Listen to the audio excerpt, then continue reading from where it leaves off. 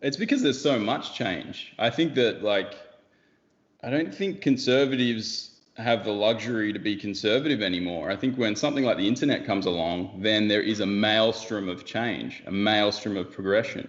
And so to have some kind of conservative intuition is probably a good thing. I'm progressive by nature, but my conservative intuitions are going crazy in this maelstrom, and so I just want to hang on to some certain things while everything rushes towards change. Because if you don't hang on to what works and then have iterative change into something, you are just rushing off into mayhem and genocide and hunger. Like it's you.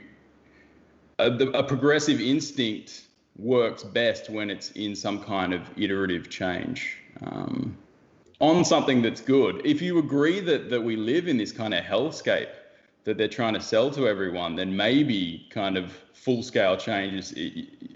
If you're getting behind this full-scale change thing, this revolution that they're trying to push on every front, flip up every institution, and change it from the ground up, then that's the enterprise for you. But I happen to believe that there are things that work, and right now I'm hanging on for dear life in this maelstrom on liberal ethics and liberal principles, because I think that that's the thing that we, if we get rid of, we're in a lot of trouble. I think. I mean, you asked if, it's reasonable to be wary of this. It's like, it's not reasonable to be wary of this. It's sane and necessary, because what's happening is almost entirely divorced from reality. And I mean that. It is almost entirely divorced from reality.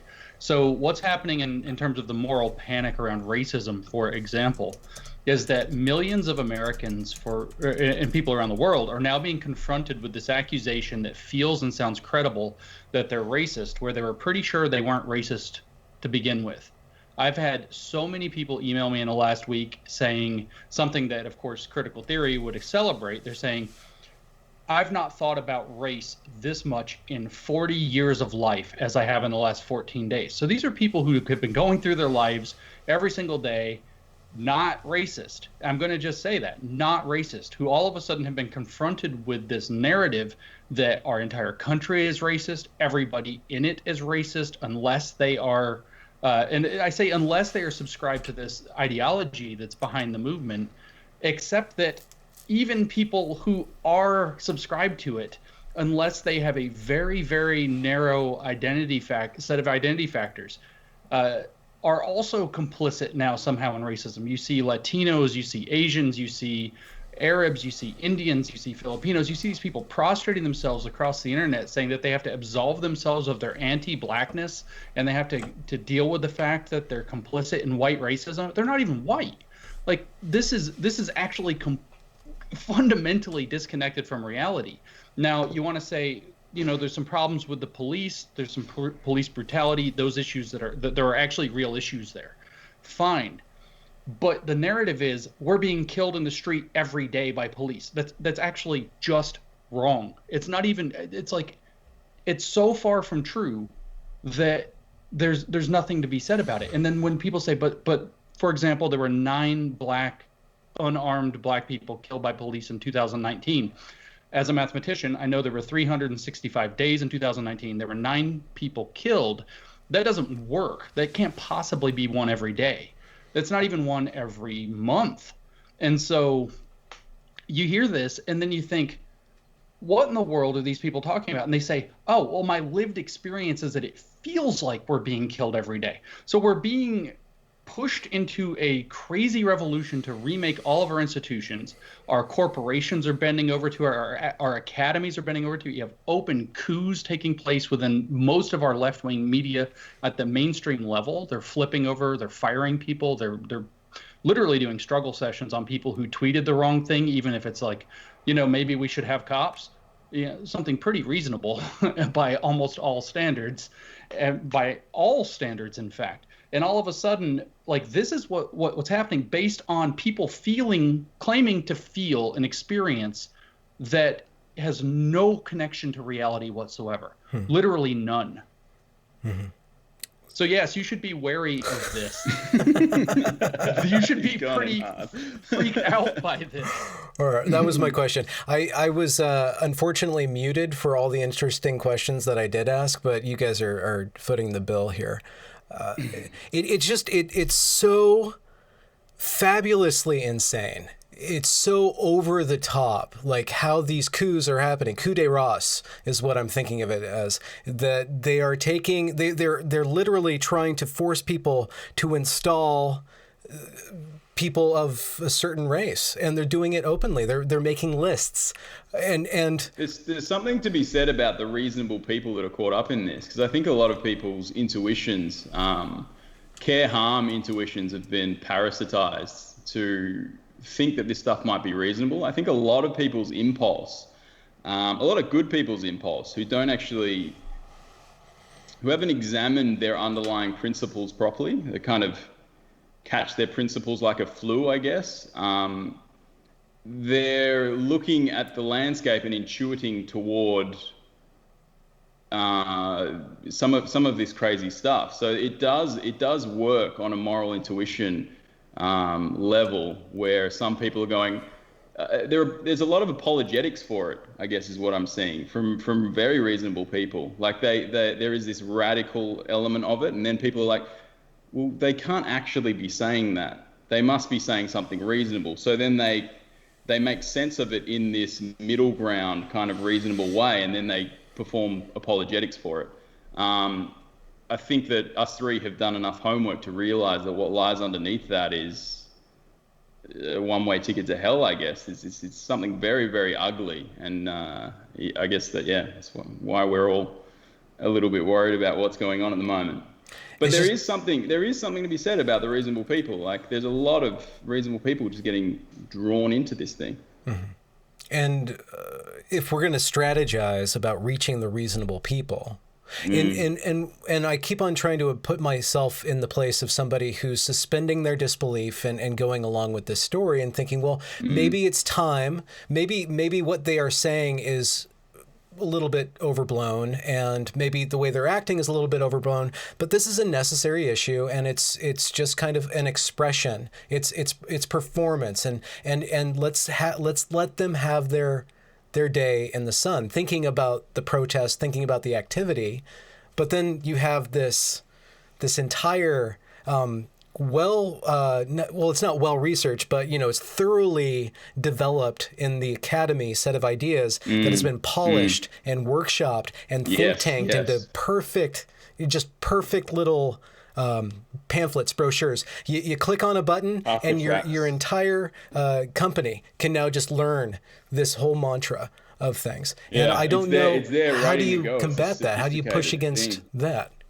See, that's the thing is, you mentioned, well organized, blah, blah, blah, well funded also. One of the experiences that I had is this whole, it started with the event, and then there were protests, and then there were riots, and then people started to lose their minds. Then people are like praying to black people in the street, which was very odd to see. People are washing black people's feet, and like somehow this symbolic maneuver is going to absolve them of their original sin. They're actually using this religious language, and it's all escalated very quickly. And I started receiving these emails, people panicking. I've received literally thousands and thousands of emails from people panicking. And one of the categories of emails that I would say, some of this was corporate, but most of it was universities, and some of it was actually like government entities were sending me, look what my university just emailed to everybody. Look what my office just emailed to everybody. And it was really bizarre. I wish I had the foresight to organize these things into a clean folder, because now I've had so many emails, I can't even find most of it anymore.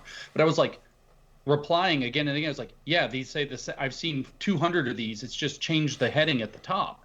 Somebody delivered a large amount of basically copy paste information that you could put, pick your favorite, university, Evergreen State College, whatever, put their letterhead at the top, and boom, the verbiage is nearly identical from one to the next, to the next, to the next, to the next. And that doesn't even start with these crazy infographics that are running around everywhere, and the memes that are running around everywhere.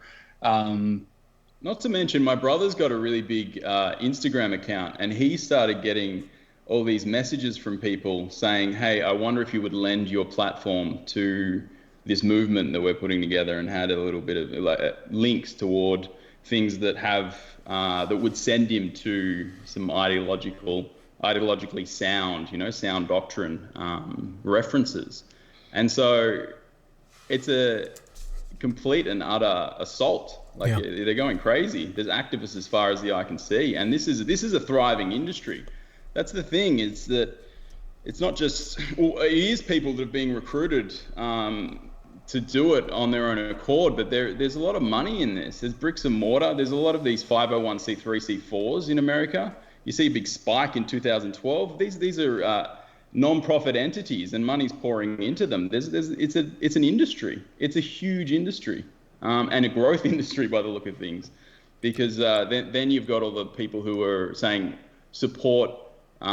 let's support black people. Let's support black people. That's the selling point. But then you watch the money, and then it goes into these organizations that are run by this, that have this sound doctrine, this ideology. It's their engine. It's their engine underneath what's going on here.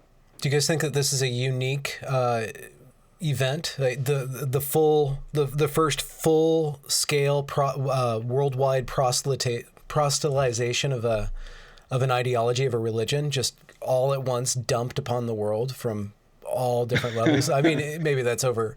I'm not sure it's dumped though. Like we knew that it was.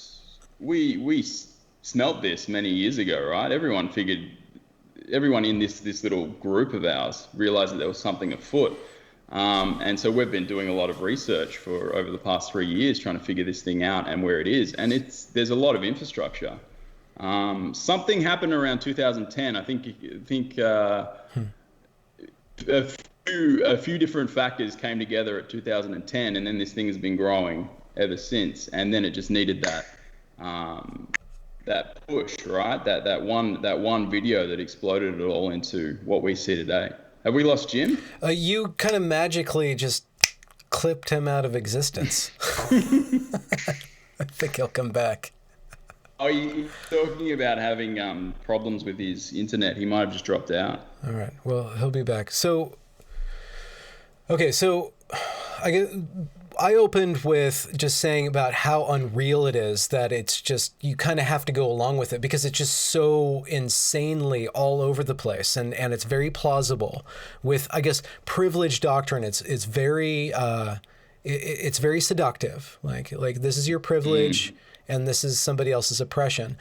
What are your thoughts on like working against that or working through it? Did you have a moment when the brainworm got into you and you had to excise it, or? I wouldn't think so. I knew something was wrong intuitively for a long, long time. Like it looked like an extension of the civil rights movement, and so you went along with it for a while. And then it was, hang on a sec, there's something wrong here. I'm going to actually look to see where this comes from and the principles that are underneath it. I kind of think of it. It looks a lot like left-wing principles and moral intuitions. I think of it kind of like a cuckoo egg. Are you familiar with a cuckoo? Mm-hmm. Why don't you tell the story? It's a bird that goes around and finds a nest of a different species of bird and then plants its egg in there. And the egg looks enough like the other eggs in the nest for the bird of the other species to nurture its young. And then you see this, if you look it up, it's this horrific thing where you see this beautiful mother bird, smaller than the cuckoo that it's raising. And the cuckoo gets rid of all the other eggs, rid of all its other young, and the mother thinks it's her young, so she feeds it, and then it's stealing the resources. Yeah. So that's what I kind of see it as in left-wing institutions. It's this new ideology planted an egg that looked enough like the moral intuitions everyone in those left-leaning institutions held, for them to nurture it and feed it. And it takes the resources of that institution. It steals the resources of that institution and then grows and grows and grows and grows. Yeah. And so I think that a lot of that, that's how I see a lot of this going on, because I've been monitoring a lot of institutions and how this thing moves through it. And that's what it looks like to me, some kind of cuckoo egg situation. What do you think are some of the big differences between, I guess, civil rights classic and civil rights zombie style? So civil rights classic was, I mean, it's a cliche now for people of our mindset to say, judge someone on the character of their content, not the color of their skin. And so identity is very much secondary to that, right? So you become equal by getting rid of the identity factors. This one's changing. It's well, everything is so unfair that you have to look at my identity in order to raise me to equal. So that's different on some very, very fundamental levels. And so it appeals to guilt. It appeals to guilt, and it very much points to differences in distributions and as proof of racism or sexism or homophobia, rather than actually looking for what might be going on there. So these aren't liberal ethics. These aren't liberal principles. And liberal principles are the things that deliver equal outcomes. I think that a lot of the civil rights gains, if not all of them, over the past half century, have been down to people selling their let's equalize this or that on the basis of liberal universal ethics. And so that's the thing that's actually delivering the goods, right? It's delivering the rising equality that we actually see in our culture. And this philosophy changes that whole thing. It gets rid of it. It's a completely different way of looking at things. If you actually look at its underlying philosophy, it's not about individuals. Individuals are gone in this philosophy. We are the playthings of the power gods to them.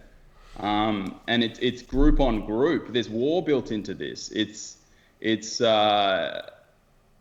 don't know. Do you want to say something, Jim? You lost it for a second there, man. Yeah. I'm advocating for liberal principles, and I figured out that's the key, right? Once you figure out what liberal principles are, then you can save the left from this cuckoo egg that's been planted in our nest. That's exactly right. I mean, liberal principles deliver a different kind of equality, if you want to say equality, than the kind that this ideology is pushing. And the liberal principles deliver the equality of being able to make your stake in the world, right? They don't give you equality. They give you the opportunity to go be who you are. So while meritocracy, for example, is not perfect, held as an ideal, it means that the quality of your work and your efforts matter somehow, and in fact can make the crucial difference. And that's really important to remember, especially we watch these schools trying to get rid of standardized testing right now.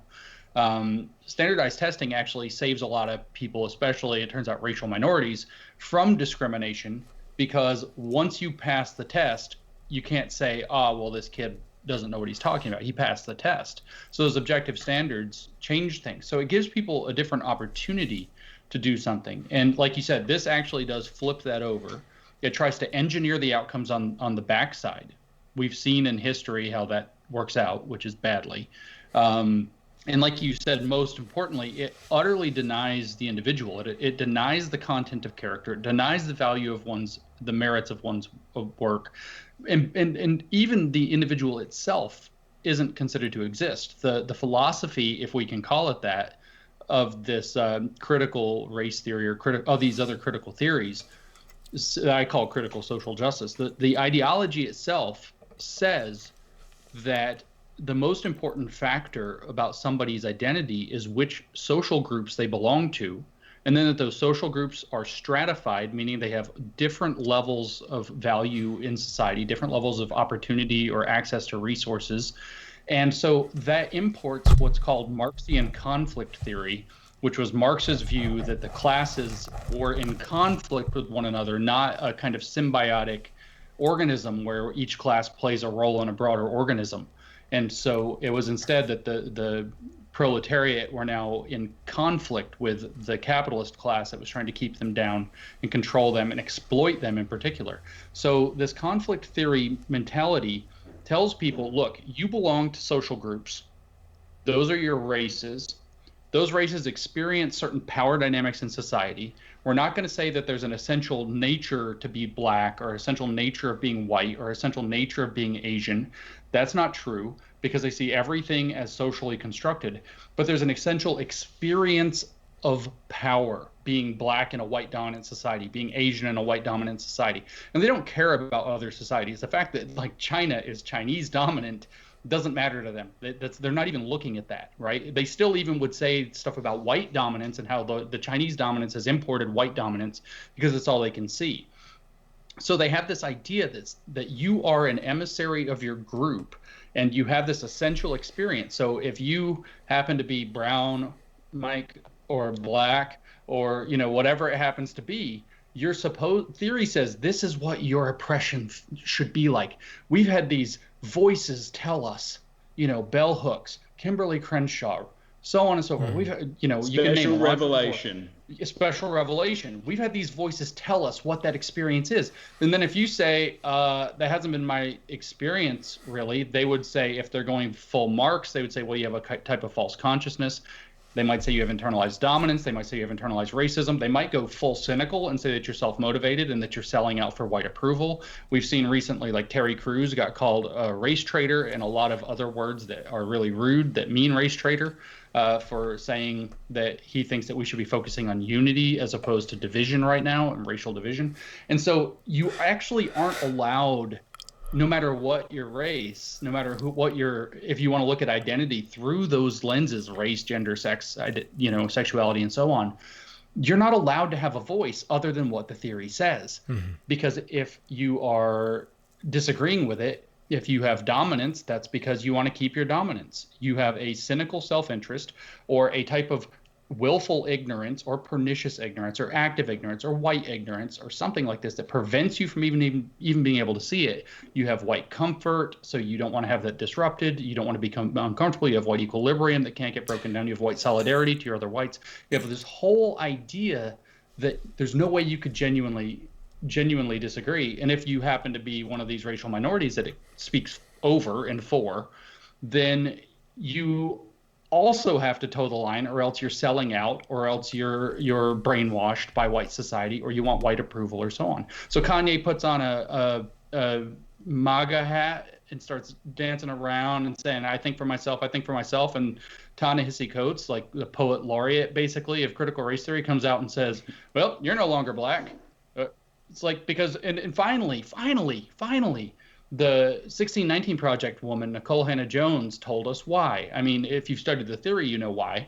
But she told us why. She tweeted it and then apparently realized, don't tweet that. Don't say that part. Delete. And the tweet has been deleted. So she said that there's... Too honest. Too honest, yeah. There's a difference between being racially black and being politically black. And Kanye's not politically black, so he's not black.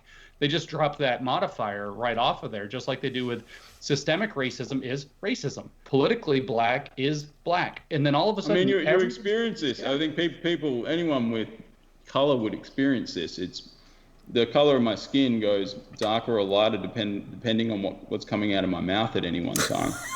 So it's seriously how it's a strange experience that people with color experience. It's something that happens because of this ideology.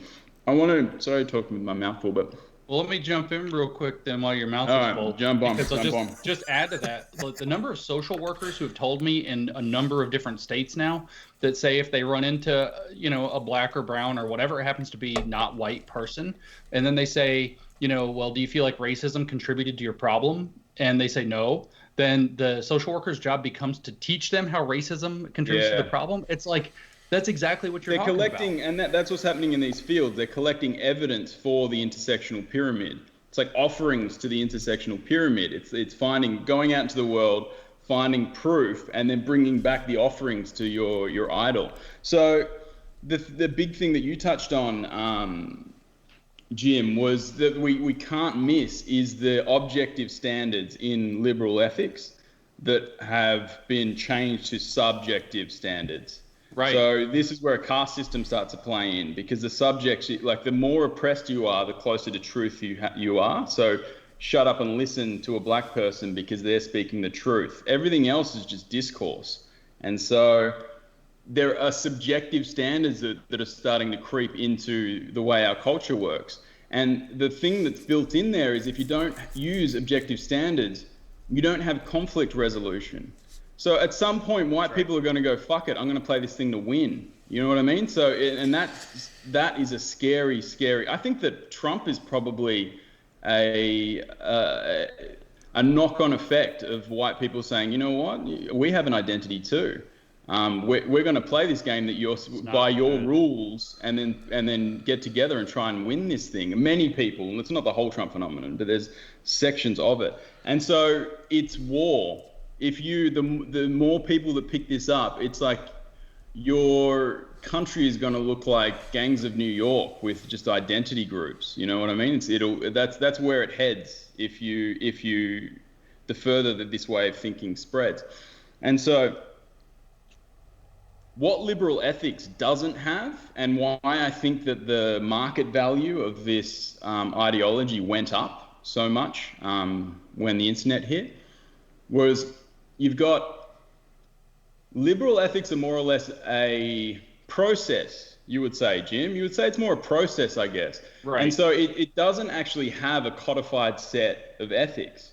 So it doesn't have a Bible. It's just a conflict resolution system saying, hey, if you behave in this way, then we can outsource all our problems to the world, and there's some kind of between everyone and all their conflicts, we will reach some kind of truth.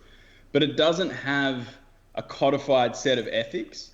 And so what I think happened here, and so I've been playing with this a bit, and with Jim, obviously, we've been talking about this behind the scenes for a long time now, and we can start to peek our head out into the public and start speaking about it, I think what intersectionality did is it created an external framework for morality.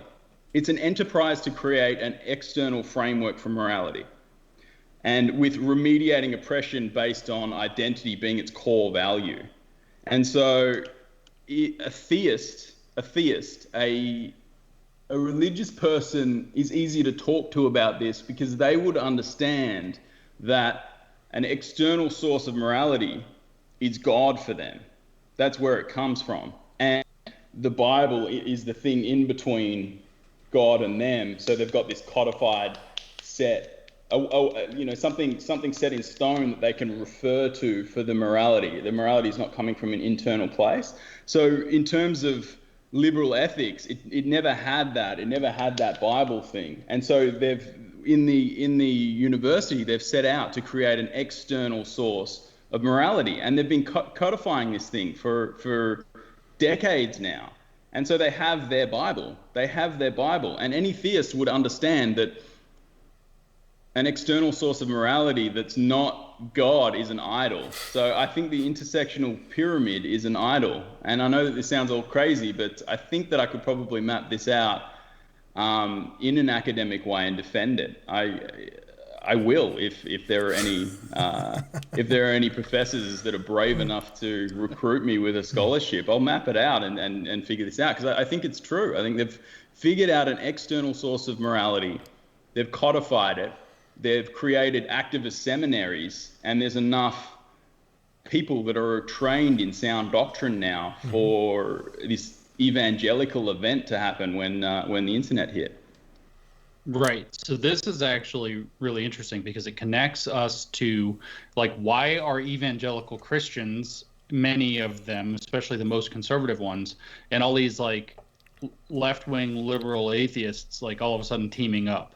So if I were to say that there is a kind of codified liberal ethic, I mean, Helen would have just like machine gunned you for that. But what I would say is that the backbone of that is, let's create a conflict resolution system that centers itself upon finding the most objective standard possible and deferring to it. So in science, we say, you know what, you have your theory, I have my theory, let's go do the experiment and let the best man win. And it doesn't even really matter who wins. It's just, let's go do the experiment, and what reality tells us is what reality tells us. In effect, to bring it back to what I'm saying, that's Spinoza's God. Sure, I'll bow to that, right? I'll bow to that. Yeah. Well, that would be the liberal code of ethics and the liberal God, if you want to. Yeah. But it's kind of always shifting. It's moving. It's not fixed like the intersectional pyramid. Well, anyway, go on. The next thing that it would do is liberal law was devised the same way. It's like, let's create a system of law that we agree upon by some mechanism. Maybe it's democracy, maybe it's representatives, whatever it is. Let's create a system of law, and let's have this thing called rule of law, where the law becomes the objective standard. Now, we're not saying that this is the final law. This is a very uncomfortable place for a lot of people. Yeah, it's a moving thing. Because maybe we're wrong about the law, or maybe the circumstances of the world change. Maybe we invent the internet and something's different, and now we need different laws. So let's have a rule of law, and we're going to play by the law, but we're also going to set up a system by which we can change the law. The problem is if you need a very fixed, objective sense of morality or principle, that's uncomfortable because things can change. Now, where we join together, when you have like liberal or left-wing atheists and very conservative right-wing evangelical Christians joining up, is what you said. The evangelical Christians see God as objective truth, objective standards, right? And then the liberal approach, philosophically, genuinely liberal approach, sees either the law, realizing that it's a work in progress, or asking the question of reality through experiment, that there are these other objective standards. So there's an objective standard and an objective standard. Obviously, they can disagree about the nature of God and objectivity, and they can have these whole arguments, and whatever is fine. But what's radically different about the social justice or critical social justice ideology and critical theory ideologies that have taken on postmodernism in particular is that they don't think there's an objective standard. They think there are only subjective standards. And then once you, as you were saying, caste system, once you fall into a subjective standard, you have to, the one thing that they're dead wrong about is that nature loves a hierarchy, man. There's always going to be a hierarchy. So when they go purely subjective, you need a subjective ranking system for that hierarchy. And what they decided upon, kind of in a very religious sense, is, well, I feel oppression, therefore I am. I feel this is evil, and that's the thing where that's a starting place for us to build a morality or a moral framework. Or as I would phrase it, what you were saying is, I would say that if you were to look from we talk about, let's get on a mountain and look down from 5,000 feet, or let's get in an airplane and look down from 30,000 feet. If I said, let's look at the idea of religion from the moon, that high up, I would say that a religion basically is a sociological structure that provides and enforces moral law, which is separate from secular law. And until we figured out secularism, they were mixed together and everything was not so good. And then we figured out secularism, and now what they are building is a moral lawgiver in their canon, and that is the basically intersectional pyramid of oppression, which Patricia Hill Collins named in her book Black Feminist Thought. She named it the Matrix of Domination. And so they've created this thing. Now, if we want to compare again to religion, and we want to talk about good and bad, there are like religions that look up, and then there are religions that look down, right? So religions that look up are looking up to God, they're holding themselves to a higher standard, and they tend to have the net effect primarily of creating better people trying to do better in the world and good, on balance, many good effects. Religions that look down are obsessed with sin, they're obsessed with impurity, they're obsessed with demon infestation and witches and things like that. Calvinism had quite the spree of that in early American history, for example, and their witch hunts across Europe.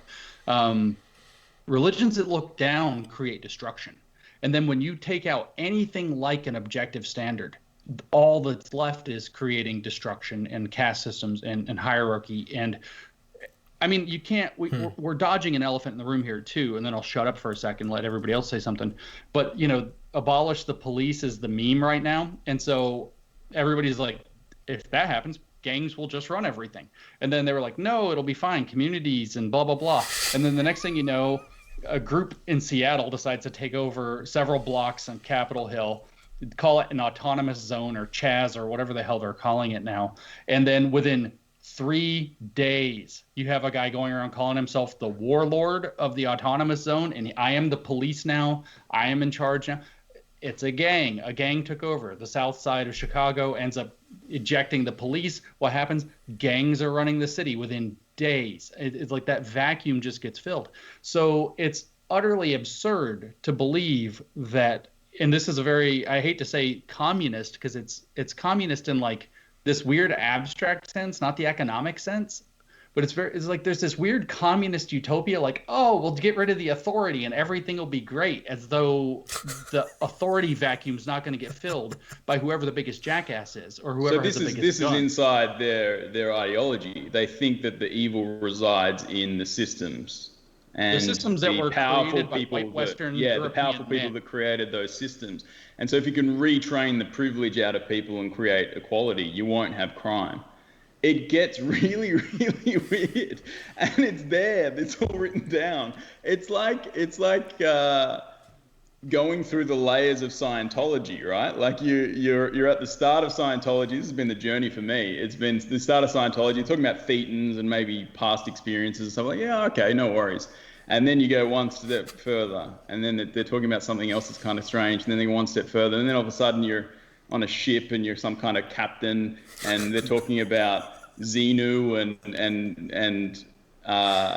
interplanetary galactic wars and shit. And then that's actually at the base of this cult that we're looking at. Is the further you go in, you're like, hang on a sec, you have a different conception of human nature. The blank slate conception of human is central to this. Let me define blank slate here, because I'm not going to give the usual definition either.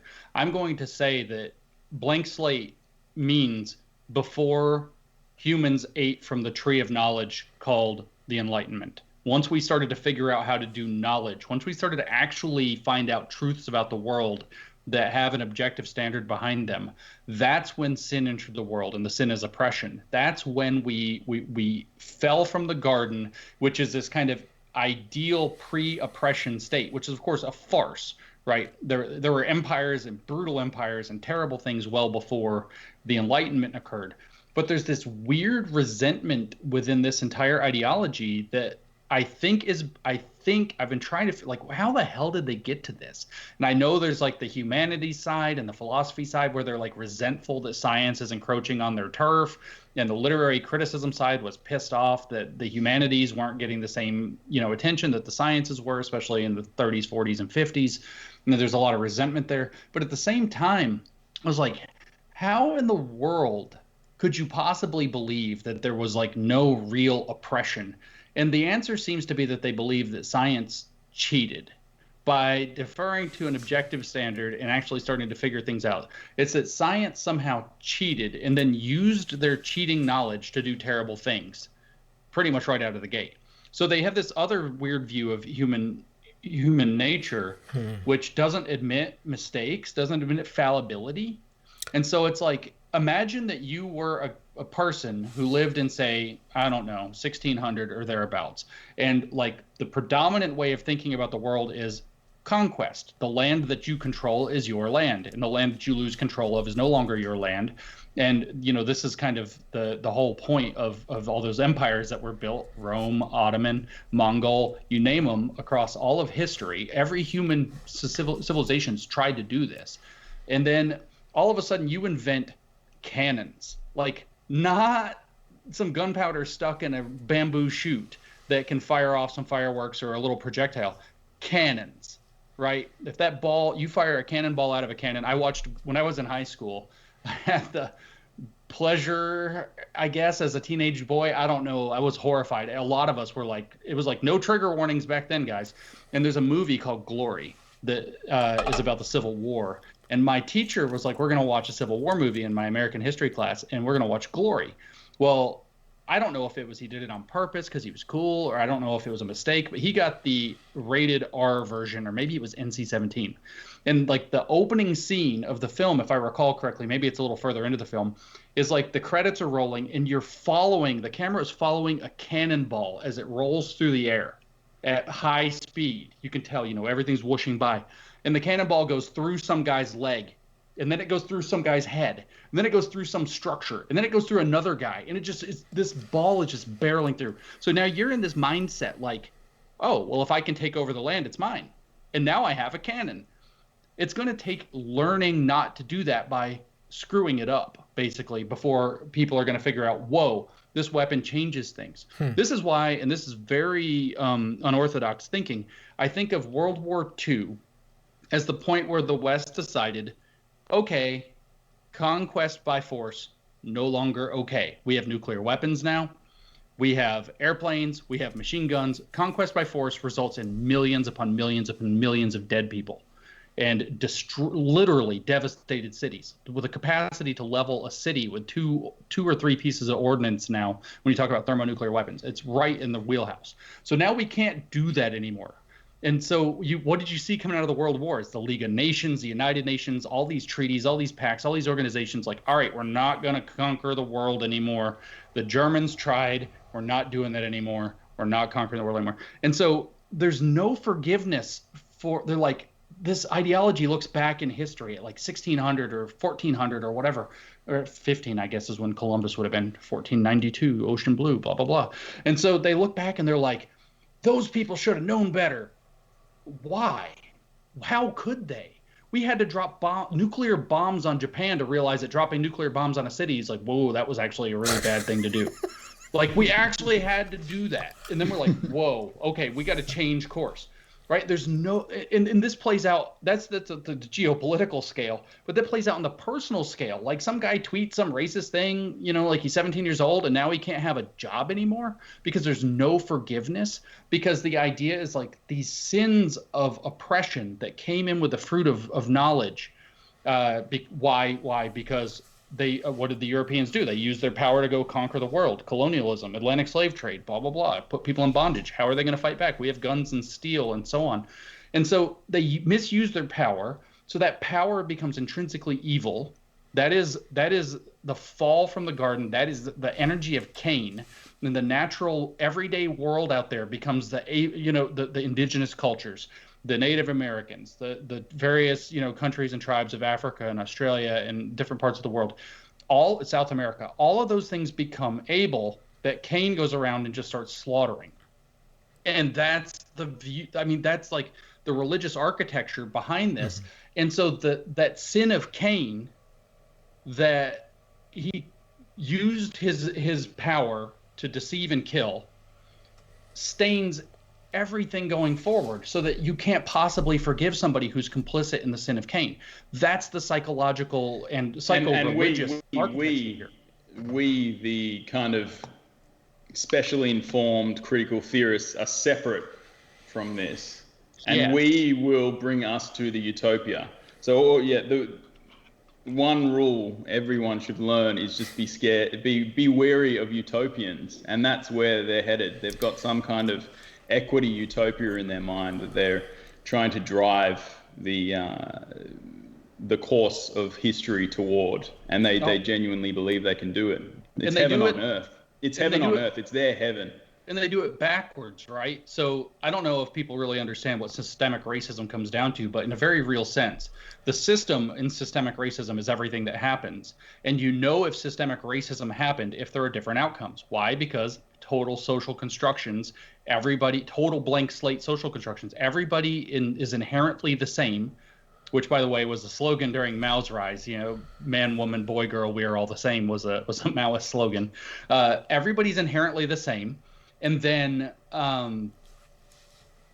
any differences, if everybody is inherently the same, any differences that show up on average by group must therefore be down to some mysterious systemic forces of racism that are somehow cooked in the system.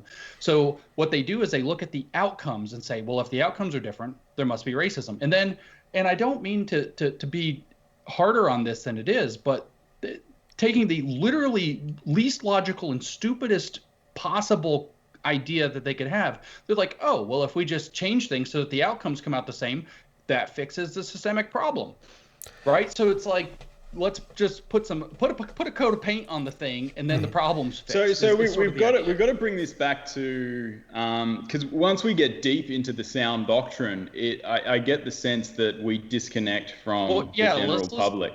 So can I just let me just say something, that you imagine Christianity, right? You can get into these really deep kind of ontological conversations with a priest or a preacher, or in the Catholic Church, the clergy.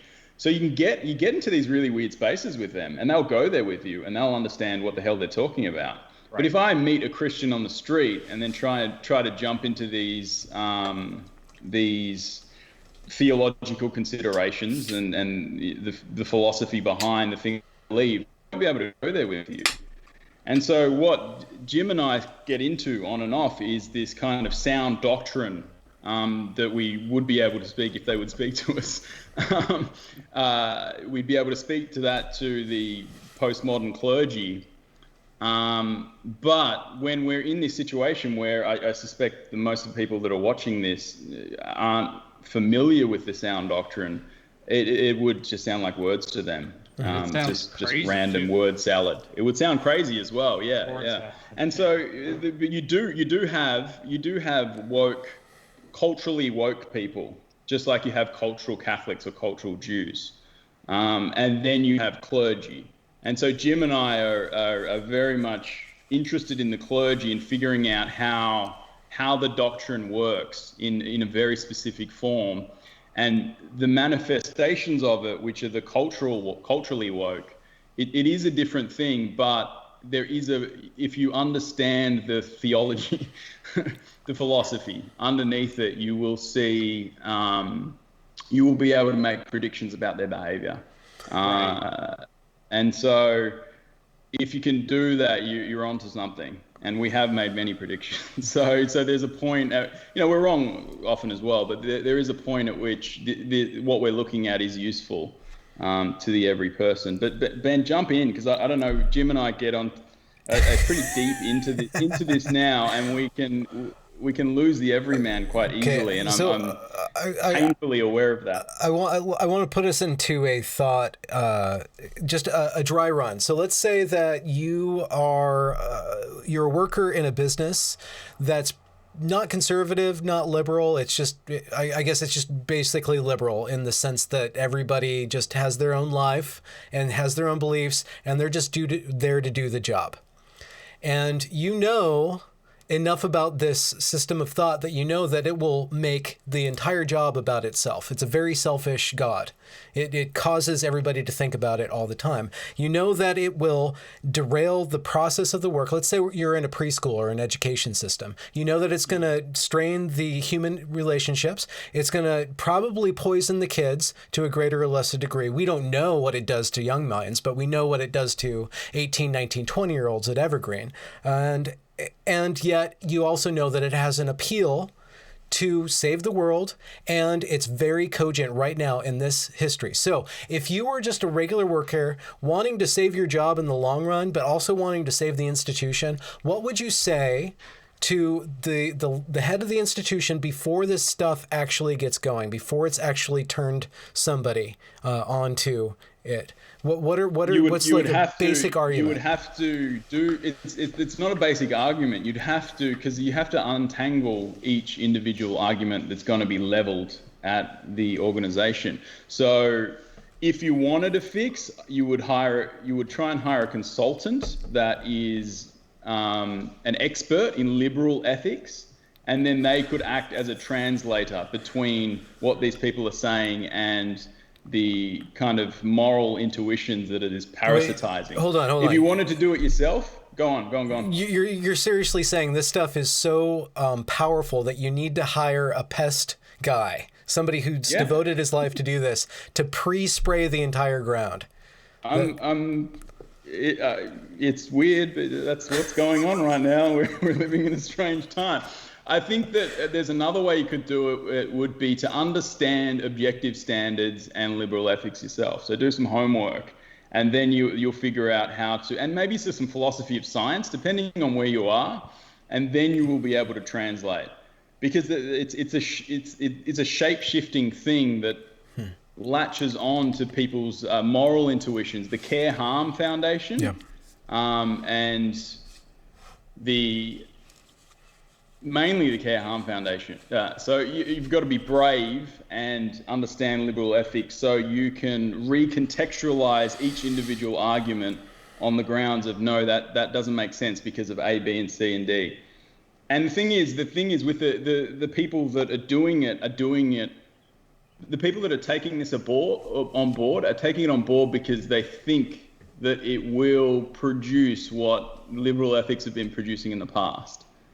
And so to be able to translate and say, no, this is why this won't work, because it isn't liberal ethics, is probably your best source of argumentation. And so we're screwed because it's not easy. It's very difficult, very complex. Let me give a slightly more optimistic answer, but yes, I do think that in especially high profile cases, that like bigger companies or whatever with more press exposure and more therefore agenda to chop that poppy down, you are going to have probably consultants come in that can explain both sides of this thing. However, I just received an email the other day from a woman who actually did push this out of a mid-sized company by contacting her boss, and I published her email. I said, will you share with me what your exchange with your boss is? We'll make sure to make sure everything's anonymous. We won't identify you or the company or your boss or anybody. And I published it on New Discourses the other day. And what she did was wrote a very kind email that starts by acknowledging the problem. Yes, I understand racism is a problem. We don't want that in here. Secondly, she said, I think you have to understand that the current movement that's happening is asking for very specific things. And this is what they mean by racism, whereas most people mean this. This is what they mean by anti-racism, where most people mean this. This is how they do it with this tool called white fragility. And she said, I read some of Robin DiAngelo in college. I had a class where it was covered. And she outlined a little bit of how Robin DiAngelo basically sets up a Kafka trap. And so the more people who can actually communicate to their bosses that if you import Robin DiAngelo, and we can be very specific here because everybody is, that it separates all white people and all people really of racial privilege at all into two categories. And when people see this, it's like I'm trying to find a way to communicate this. It's like when a magician tells you like if you imagine you have a magician and his job is to like steal your watch, right? And he steals your watch and he gives it back because he's an honest guy, let's pretend. And he steals your watch again and he gives it back. And then you're like mystified. It's basically magic that this is happening. And then some other magician comes over, sees the thing, he steals your watch and gives it back. And the magician that came into the crowd taps you on the shoulder and says, by the way, this is what he's getting you to do. All of a sudden you see through the trick and it's not magic anymore, right? And so with white fragility, once people understand one key fact about white fragility, and it's only one, is that it changes everything about how they see it. And the doctrine of white fragility, which could be useful if it was written differently, but you can acknowledge that, actually the way it's written separates all people of racial privilege into two categories. Category one is racists who will admit it. Category two is racists who are too fragile to admit it. And when you realize that the two possible answers once white fragility is introduced are that you're a racist who isn't fragile or a racist who is fragile, you see the trick. You're always a racist, but the good person's less fragile about it. The bad person's fragile because now you have two failings, not one. And once people see through the trick, they're like, that's bullshit. And it worked, at least in this company, which employs, somewhere between 100 and 200 people, has some 8,000 to 10,000 clients that they send materials to. It worked there. I think on the plus side is that a lot of people intuit that there's something wrong. They feel it. They don't know what's going on, and they go, all right, maybe we'll go along with it. But they're like, they're not brave enough to push back at it. but they intuit that there's something wrong there. And so it's about getting those people and explaining to them what is taking place so they can figure out the difference between the two. And I think you hit on something very, very useful there, which is, yes, we want to fix these things. Yes, we see this as a problem, but what your suggestion about how to get there, that's going to break everything. It's like someone has a flu and they want to, the prescription is chemotherapy, and we're just like, come on, man, just bed rest, maybe some antibiotics, and secretly they want the thing to die. Well, that goes back to the susceptibility of institutions across the board right now. It's a cumulative effect. Everybody's believing in this narrative that's not actually tied to actual data. Like, the data itself is not as bad. It's still horrible. It's still horrific, let's say, at least, as the narrative goes. So how do you, I guess, do you combat that narrative? Do you just call it foolish? Or but you have to give it space. That part's hard as well. And you had an awesome video on this in relation to Evergreen with this statistician. I suggest put it in the kind of write-up underneath it, because it's so good. So there's this quote I quite like from a book called How to Lie with Statistics, which is, I'll butcher it, but something to the effect of, if you torture the data long enough, it will tell you whatever you want to hear. And so the amount of that I'm seeing taking place, like the people's inability to understand how statistics work and how normative distributions work and all that sort of thing, are being, the naivety on that front is being used to their favor. So there is so much statistic maneuvering and torturing, and so their view of the world as this kind of horrible, racist, sexist, homophobic hellscape, it actually seems real because they come equipped with statistics. But the statistical readings have been so bent out of shape that if you've got a set of data, you can almost make it say anything depending on what you put it up against relative to, right? Like, so you can move it. You can tell a story with data that is a lie. Yeah. Using data, and that's happening across the board. So that's a really difficult thing to untangle from, because these people come with arguments that are convincing because they've got data in the back pocket. When I was doing my PhD, which was in math, we actually had like a little lecture talking about statistics in these regards. I didn't focus on statistics, so I'm not an expert in statistics, but we did talk about it. And there was a famous, and I don't remember the guy's name, there was a famous statistician quite early on when statistics really started to get applied to a lot of things. And one of his sayings was, he was talking about voting theory in particular, how you can arrange an election. And he was like, oh, it's simple. You tell me who you want to win, let the people vote however they want, and we'll figure out which voting system you have to use to count the votes so that we get the winner we want. It's more or less always possible. And so this is, again, why liberal systems try to the most objective standard that is possible rather than cooked book systems. Just if I might jump, though, since you specifically, Benjamin, asked about schools when you said, somebody's in a school or whatever. I think that's an important point. So I started to lead into examples where they, try to clean up the back end as if that just is going to fix the problem. And one of the things that they wanted to do with the pandemic, for example, was just give everybody A's. And what was the justification for giving everybody an A? Well, it's better for equity.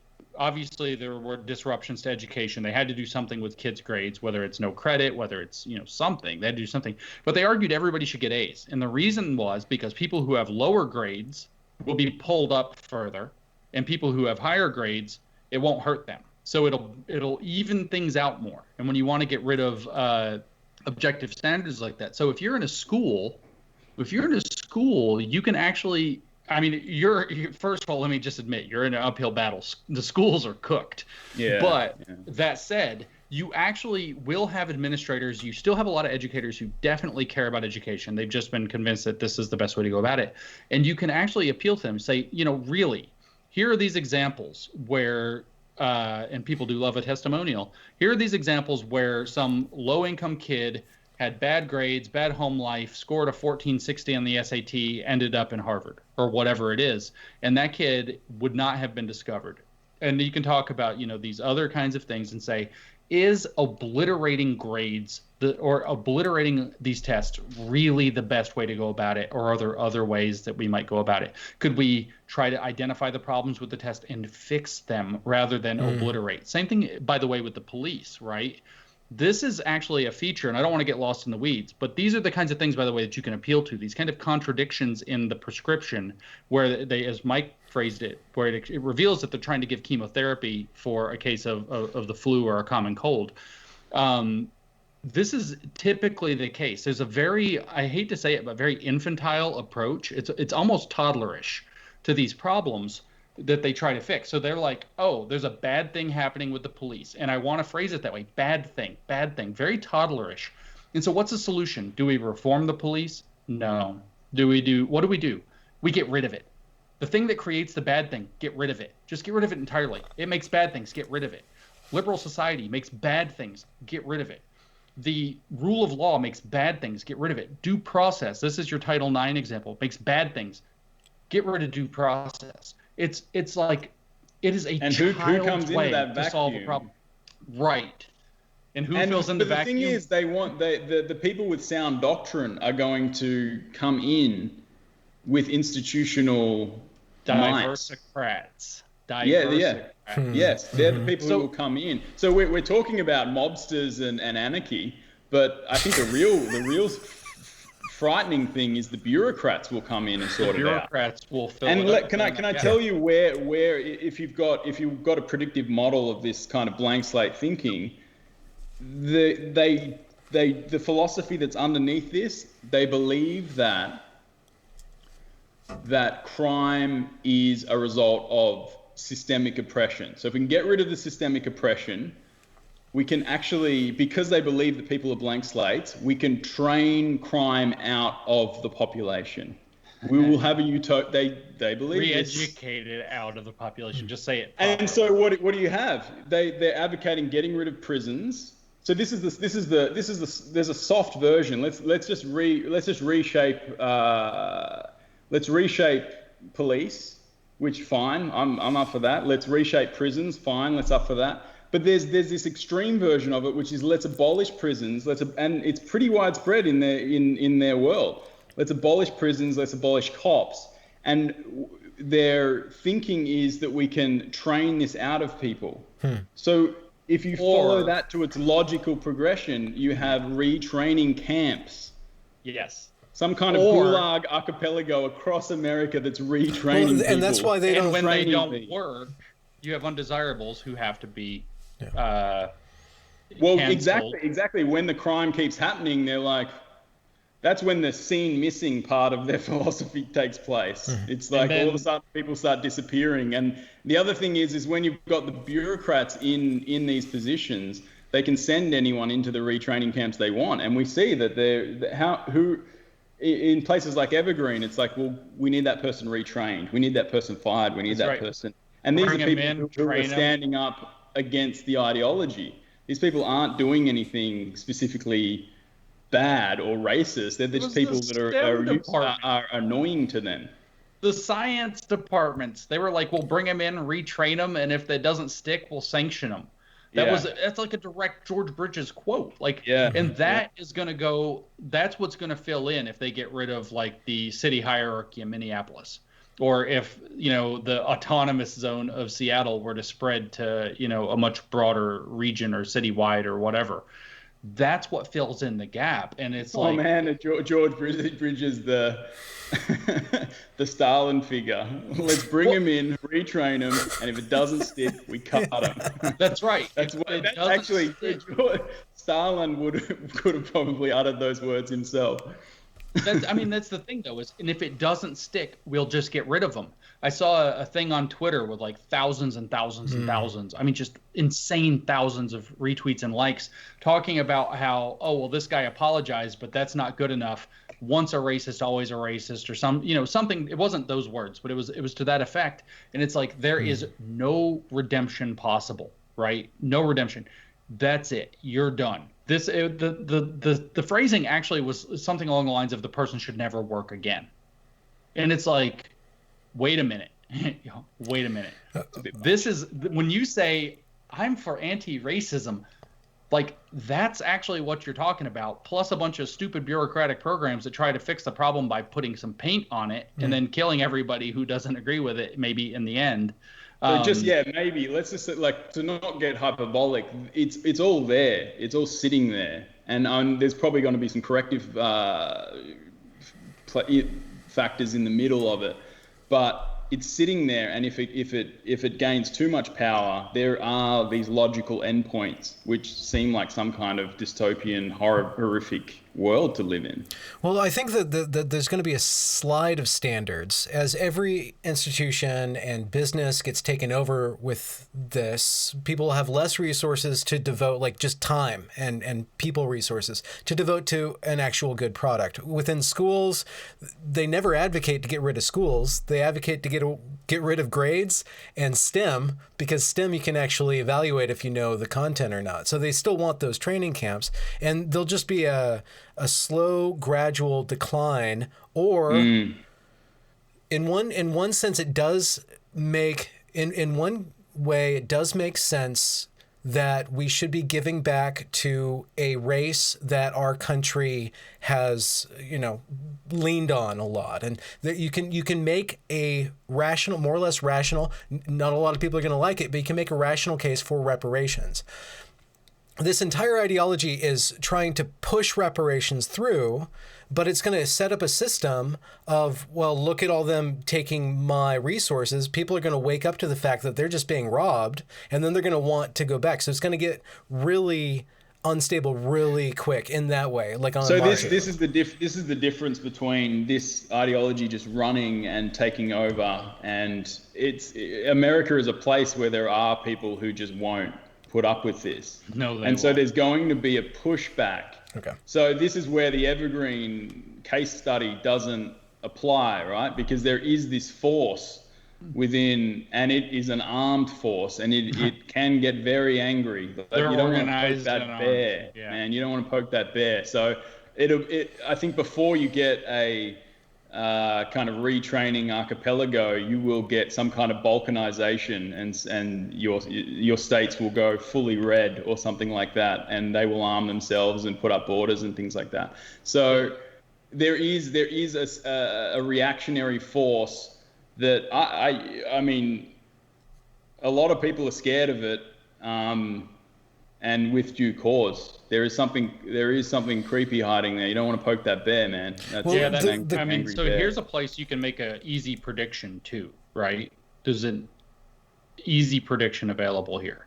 And that prediction is, if the bear gets poked, meaning the right-wing militias, and they decide to take action, they march upon the autonomous zone in Seattle and decide to take it back, right? You can predict that the entire intelligentsia, the media apparatus, the academics are going to come out in force and say, see, the KKK is marching on our cities. The KKK is everywhere. That's what they're going to say, is right-wing, white supremacists, neo-Nazis. It makes the worldview true. So there's this endless kind of circulation of proof to make this intersectional pyramid true. It's that meme I put on Twitter all the time, where it was a feminism at the time, but it shows a woman in a pink sweatshirt with the pink power fist, with a plus under it or whatever, throwing a big pile of shit over the wall. It says the internet, and the shit says opinions, and she's throwing shit opinions over the wall, and then it shows shovels above the wall in the next frame, and the shit coming back down on her, and she's got her hands in the air. She's like, misogyny. And so it's like there's this game. Now let me back up 1 second though, because we talked about the hyperbolic, scary Google hogs and whatever. The more realistic situation, as you're pointing out, even if we don't have a right-wing reactionary force that rises up to this, even if just the American structure is stable enough to withstand this attempted revolution, here's what we will. This is, I think, the best case scenario at this point. Is what we will see is a complete hollowing out of trust of every institution that this colonizes. I don't think that, like the New York, I don't think anybody's going to trust the New York Times for 40 years. nobody's going to trust academia unless, I mean, I actually think academia has a very narrow window that's still open. And it could be a association of scholars or whatever who finally rise up and say, enough. We're doing Science Wars 2.0. We're going back to the 90s where the Science Wars tried to push this crap out. Enough. We can keep the humanities alive, but we're going to clean them up, and we're going to, and they go scorched earth on this ideology and say this doesn't belong in the academy. And they separate critical theory as non-scientific and non-scholarly and remove it from the thing. But it's going to take a concerted effort of a lot of academics. They need to draw, I think that we need separation of church and state. So this is why I'm so interested in the religious, in drawing lines around this and showing how religious it actually is. Because if we can classify it as religious, then, and I think we can. I really like, Jim and I have been looking at this for near on 3 years, and I will stake my reputation on saying that we can map this out as a religious structure entity. If we can do that, sect, with a fundamentalist sect. Fundamentalist sect. Yeah. If we can do that, then principles of separation of church and state can be applied to it. And I think that would help things simmer down a lot, because if the right would see that this thing wasn't creeping into institutions and your government, and it was cordoned off, because it's not going anywhere. There's bricks and mortar around. It's $1 billion industry. It's not going anywhere. Like, we're going to have to figure out how to live with this thing. To draw lines around it, and in our everyday culture, we can say, hey, these people are religious, and maybe there's some cool stuff caught up in that, maybe they're onto something, but it's religious. And then within the academy, treat it like the divinity school. It's the power school.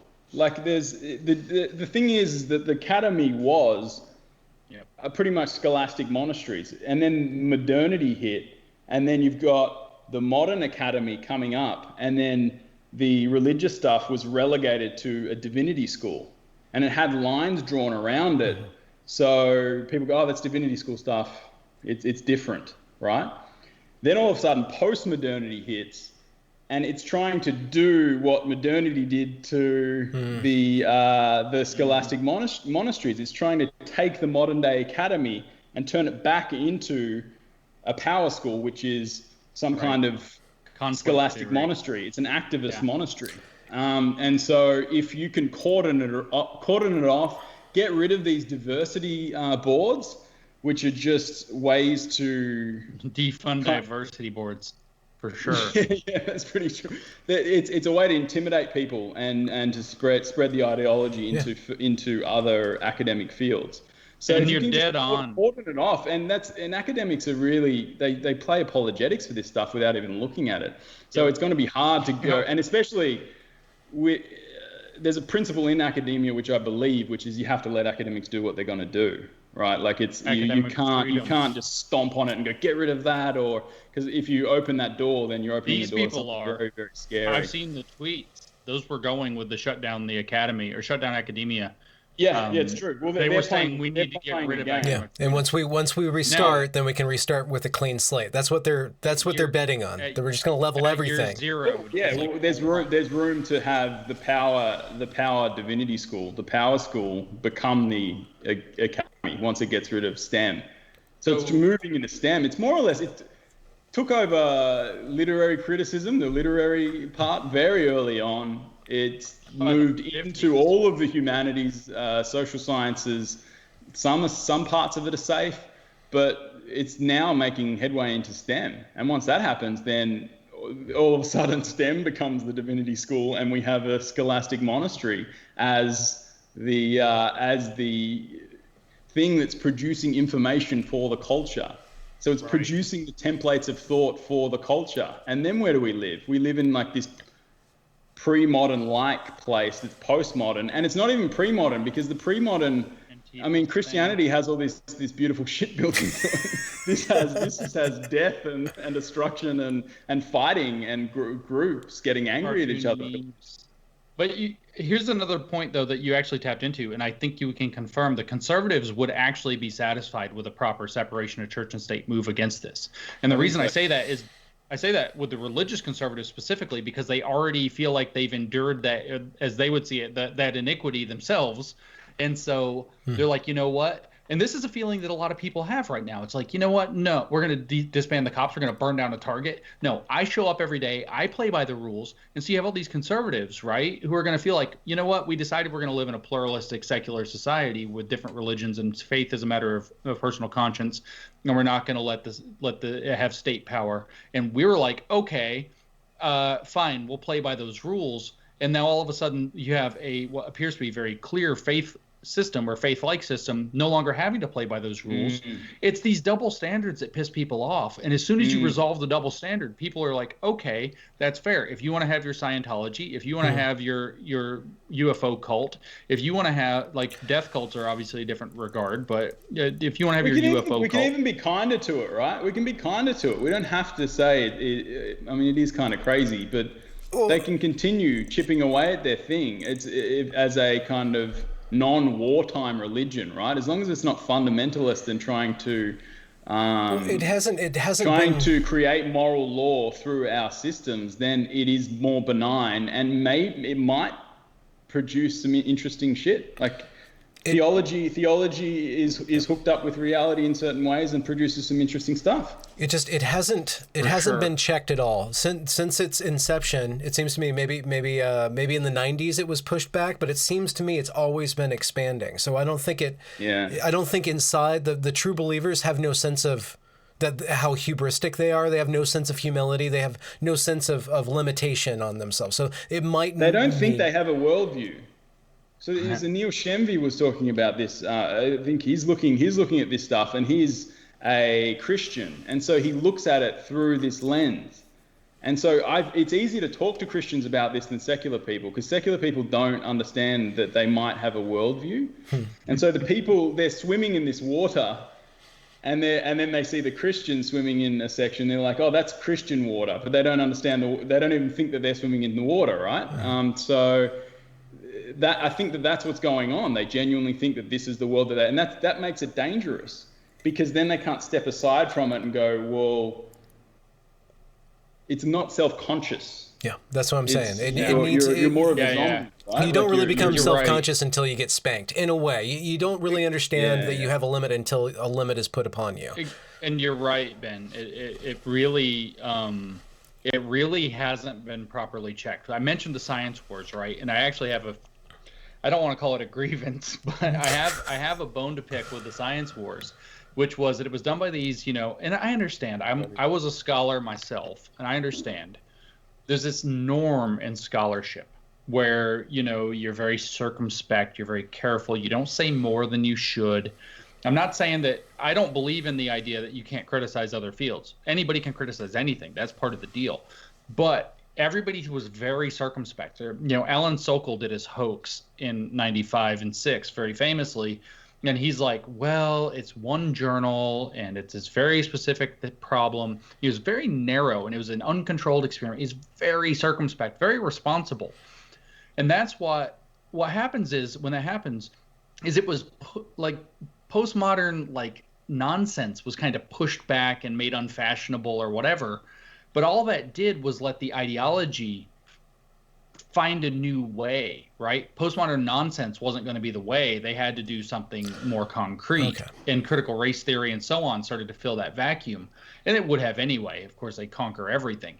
But that's why when I say, if there's a Science Wars 2.0, if we have other academics, especially scientists, political scientists, economists, anybody, sociologists, even are quite close to this. Anthropologists are quite close to this world, but not all of them are of the grievance studies world.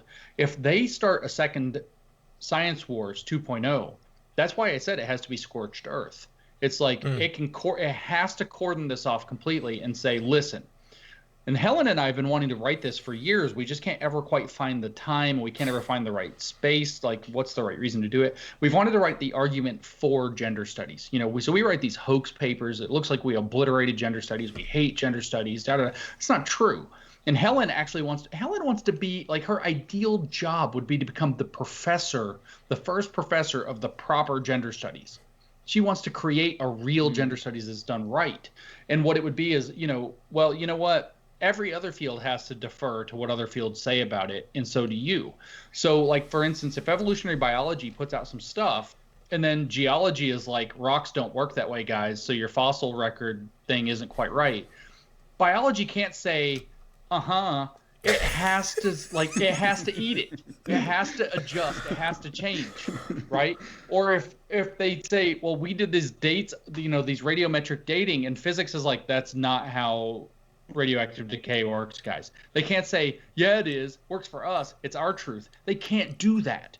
So if gender studies wants to study the manifestation of gender as a social construction, great, let it. If it wants to study it in a philosophical, interdisciplinary, whatever other buzzword way, great, let it. But when biology says, hey, guess what? Biological sex is real, and whatever's going on with biological sex creates like powerful chemicals in your body, like hormones, and those things might have some influence on gender expression. Gender studies, being a bit fuzzier, probably should say, we can't be in contradiction with biology, so we have to adjust. And the difference here is that this field, this set of fields, has never had to do that. It just calls them a sexist, or it calls them a racist. It has this utopian endpoint it wants to get to, and if truth gets in the way, it's racist and sexist. Okay, but exactly. It has to be pushed out of the way. If truth gets in the way of their utopia, they're going to roll the fuck over it. That's right. How it looks. But they have to get along with each other. No, they don't. They don't get along with each other at all. That's why it's like a car that has like the fender falling off and like the hubcap rolling down. It's like barely. This is why I said the intersectional pyramid is what holds them together. It's the theory of everything for oppression studies. Hold on. Hold on. That's the sales pitch, Mr. Nayna. That's the sales pitch of intersectionality. Intersectionality was created by black feminists. Disclaimer, that's a school of thought. It does not refer to a race of the certain feminists. It is a school of thought called black feminism. Black feminists created intersectionality. Black feminists specifically created intersectionality with the intention of sicking critical race theory specifically upon feminism. So radical feminism was the first victim of intersectionality. And these people could not stand how problematic they were, right? There's a joke about the radical feminists always being the victim. They always are. They are the victim. They always get the shit into the stick. They were the first victims of intersectionality. They didn't. And then because just like we're seeing with all these institutions now, what they did was, the phrase now is they bent the knee. They dropped on their knee. They started praying to their intersectional gods. And so now we're seeing the fruit of that. The program of intersectionality was always to make black feminism as an ideology. It's not all black women. It's not all black people who are feminists. It is a specific ideology. Right. It was to make that the moral center of the universe. So now we see all these demands for Asians, for Arabs, for Hispanics, for your Latinos, for you name it. Every other race now has to bow to blackness, and it has to be done on feminist terms. If you think about the lack of corrective, because other disciplines have corrective forces, like people come in and go, "Hang on a sec, that's bullshit. No, don't do that." If you think about a place that doesn't have a corrective force, like imagine an academy and you've got liberal academics, and then you've got a department with black feminism written on it. You may as well have a head on a spike. Like they're going to approach that room like, you know what? Just do whatever you want to do in there. You do it. True with a capital T, girls. Yeah. It's almost racist and sexist in and of itself, right? Like there's this thing where it's like, I can't approach this. You go off in that creepy little corner of yours and do whatever you want. We're gonna move over here because you're not the same human as I am. You know what I mean? You're not the rest of us. There's kind of a weird paternalistic racism and sexism in letting that stuff take place without holding its feet to the fire like you would your other colleagues. Okay, so if we this is what I think is gonna happen after the Black Lives Matter movement kind of runs out of steam. People aren't as interested in it. I think we're gonna have another identity movement and another identity movement. And I saw over the last, I don't know, maybe 10 years, probably 8 years, America and probably just the corporate world reboot the Catholic calendar, and instead of having saints, now we just have an identity day, and every month is an identity month. We have Pride Month, we have Black History Month, we have Latino Month. But do you know? Can I just say something? Sorry, I know we haven't given you much of a mic in this thing. It's just my channel. It's your voice. It is just a very, very interesting thing that goes there. Is that okay? So in a pre-modern time, you've got a saint who is close to God, right? He's close to God via the clergy or the saint. He's got some kind of channel to God. And usually he's been martyred in some way. So it is tied into oppression. Just visually, there's always a martyrdom of the saint, right? So, and then you have a day based on an individual, right? It's an individual that's close to God. Yeah. And so this new philosophy theology is victimhood makes you more sacred. So the saint is sacred somehow, and he's an individual, or she is an individual. In the new theology, you are, the more oppressed you are, the more sacred you are.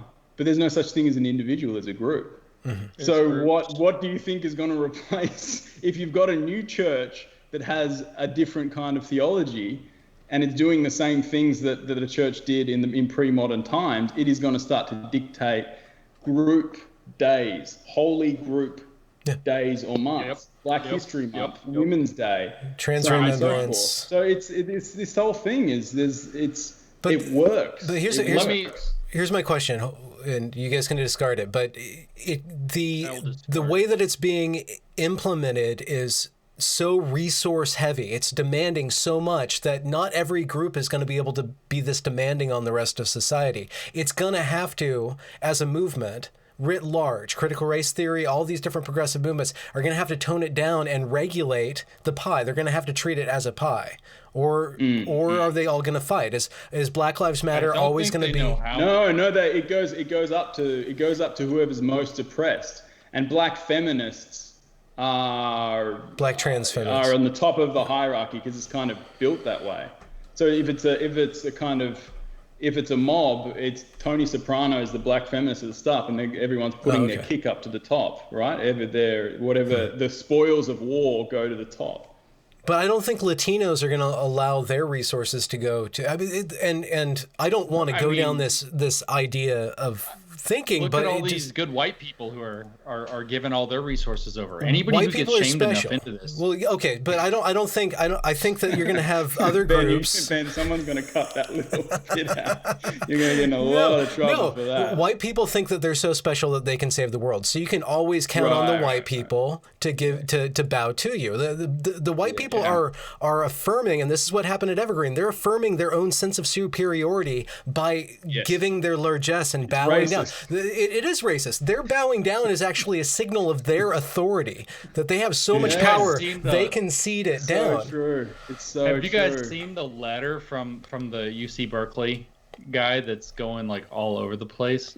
Turns out he's I don't know what race he is, person of color as he describes himself, but one could intuit that he may be Black. UC Berkeley historian has written this open letter to some of his colleagues anonymously, and it's going everywhere on the internet. And he's talking about exactly that. There's how intrinsically racist this ideology is, mostly used to reinforce white supremacy. And they're saying in between the lines that science is a white Western way of knowing, and it's not really for Black people. By the way, Black people have a different way of knowing called counter stories and storytelling and lived experience. And it's like the guy, this professor at Berkeley says, literally this ideology says Black people are too stupid to learn science, right?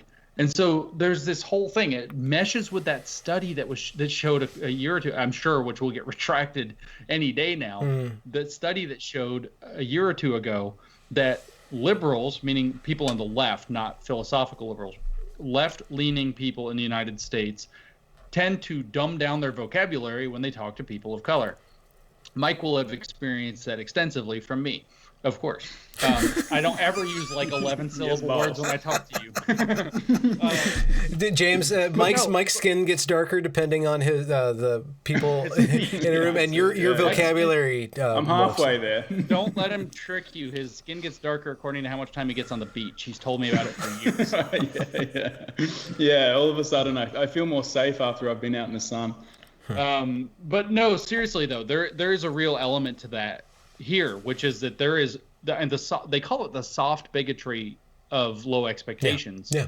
But when you're talking about abolishing grades, abolishing cops, abolishing prisons, I mean, you're talking about some serious, like, I don't know if that's even soft bigotry at that point, you know? And when you talk about establishing these group things, right? We're going to look at everything in terms of groups. I want to actually punctuate that too. There's this book, Educator to Educator. As you guys all know, I read this fucking shit all the time. There's this book, Educator to Educator. It's about educator to educator. Just like, what's that book about? You know, and it's about social justice education is what it's about, of course. And there's the one of the editors and authors is Lynn Lemesco is her name. And in chapter 17, which because I've referred to it and had to look it up like 700,000 times because it's so useful, she outlines the definition of social justice. And she says that where liberal democracy is about individual rights and achieving justice for individuals, social justice is about achieving justice for groups. Yes. And it's about group rights. And she says that for her is the most fundamental difference, or fundamental characteristic of social justice. Why does that suck? Just simply put, why do group rights suck, and why are they worse than individual rights? Last time I checked, ain't nobody a group. You are guaranteed to miss some people 100% of the time, thus speak for them, or thus speak over them, or thus use them, or thus appropriate them, or thus put them in a lane that they don't want to be in. And then when you start trying to divvy up, there are other problems. When you start to divvy up the, say, rewards of society, if we want to phrase it that way, right? You have to divvy them up by group. Well, everybody's been in a group in high school, like you have a class project, everybody has to make a poster and stand up and talk, and you always had that one person in the group that like wouldn't help. Like maybe they brought some glitter, but they probably didn't bring any materials because that would cost money. They did nothing, right? And then they get the same grade as you. So doing that by group, there are always those people who can grift. Then you have the problem, and this I actually learned, frankly, at a Christian conference that I got invited to go to, and I walked around and I met all these Christians, and there's these two black guys on stage talking, and I went to their session. I'm in a room with like 4,000 people listening to these two guys do a podcast, and they're like, I want to talk about racial reconciliation, right? I want to talk about racial reconciliation, and this one guy says, races can't reconcile. And of course, you know, you can almost feel, even in a Christian conservative area, you can feel the air just suck right out of this gigantic room. No matter how big the room is, you're like, races can't reconcile. He said only individuals can reconcile, because all it takes is one person who might be a grifter, who might be Nayna Lowe, to say, I ain't reconciled, and that group is no longer reconciled. Okay. The groups aren't reconciled. All it takes is one individual to foment grievance, and the races aren't reconciled. Okay. And then you miss individuals. Kanye, I think for myself, they're like, no, you don't. You're not allowed to. You know, what the hell is that? Well, let's also bring this to the ground level. You don't. If you see, the more of this stuff you adopt and you take as gospel, the less you see individuals in front of you, and you see it. There's Oh, you're a black guy. Yeah, or just this way that people behave around you is it's inauthentic. They're not bonding with you properly. And it's the You're same. My black friend. We got to a point where people were taking photos with black people as some kind of like status symbol or something like that. And it's like, it's, you know where that happened to me? What? China. They wanted to take pictures with the white person. Yeah. I mean, it's there's something very strange about it. I always think back to the first time I was working in the cinemas, and there was this film. It was one of those kind of white liberal self-flagellation category of films. I mean, that's a themed film now. It was a good film, and it was addressing something that was quite horrible in Australia's history. It was called The Rabbit-Proof Fence. There's a generation of Aboriginal children who were stolen by the colonial leaders, and re-educated. In their mind, they were doing something good for these children because they were bringing them into a culture which was advanced, right? Racist, horrible. But anyway, there's in something like that's kind of a self-flagellation, almost church service for a lot of the for white liberals to go to that and feel the emotions that are attached to that. The passion. Yeah. It's the passion of the Christ, right? It's something similar to that. But I didn't understand that at the time because I was young, working at the cinemas. And then strange experience I had where a school group came in of Aboriginal students, and there was this one Aboriginal kid who was speaking to another Aboriginal kid in their native tongue. And so to be fair, it's an interesting language. You don't hear it very often. But they were speaking in their native tongue, and then there were these two white liberals, older, who were going to see this film, and then they started approaching this kid, and it was like, oh, what is this wonderful magical creature? Hello there, little child. What is it that you're speaking there? And like it was like they were approaching some kind of deity, and the way they were behaving around this kid, it was. I've seen overt racism that was less disgusting to me. There's something really weird going on with their behavior.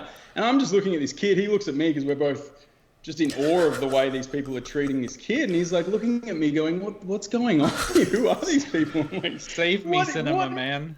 What is this horrible display that is in front of me? And it's this weird kind of racism that was taking place. They didn't even see him as human. They saw him as some kind of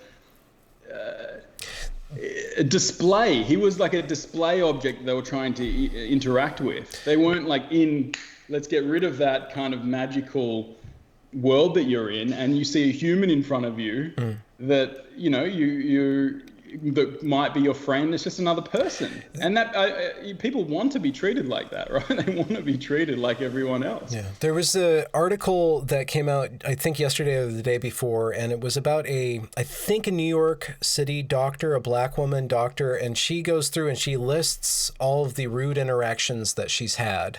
And usually it's just there's assholes that are being assholes to her for her race, or it's racism. It's ambiguous whether or not she's actually being racially assaulted, but people are, you know, doing microaggressions like, oh, you're a doctor, and where are you from, and are you a citizen, right. and little things like that. And I can understand to a certain degree the amount of stress that takes to just have to like answer the same thing, and especially in a service industry job. And the article ends with this beautiful moment of her and this white man kneeling down for 8 and 42 minutes and or 8 minutes 42 seconds.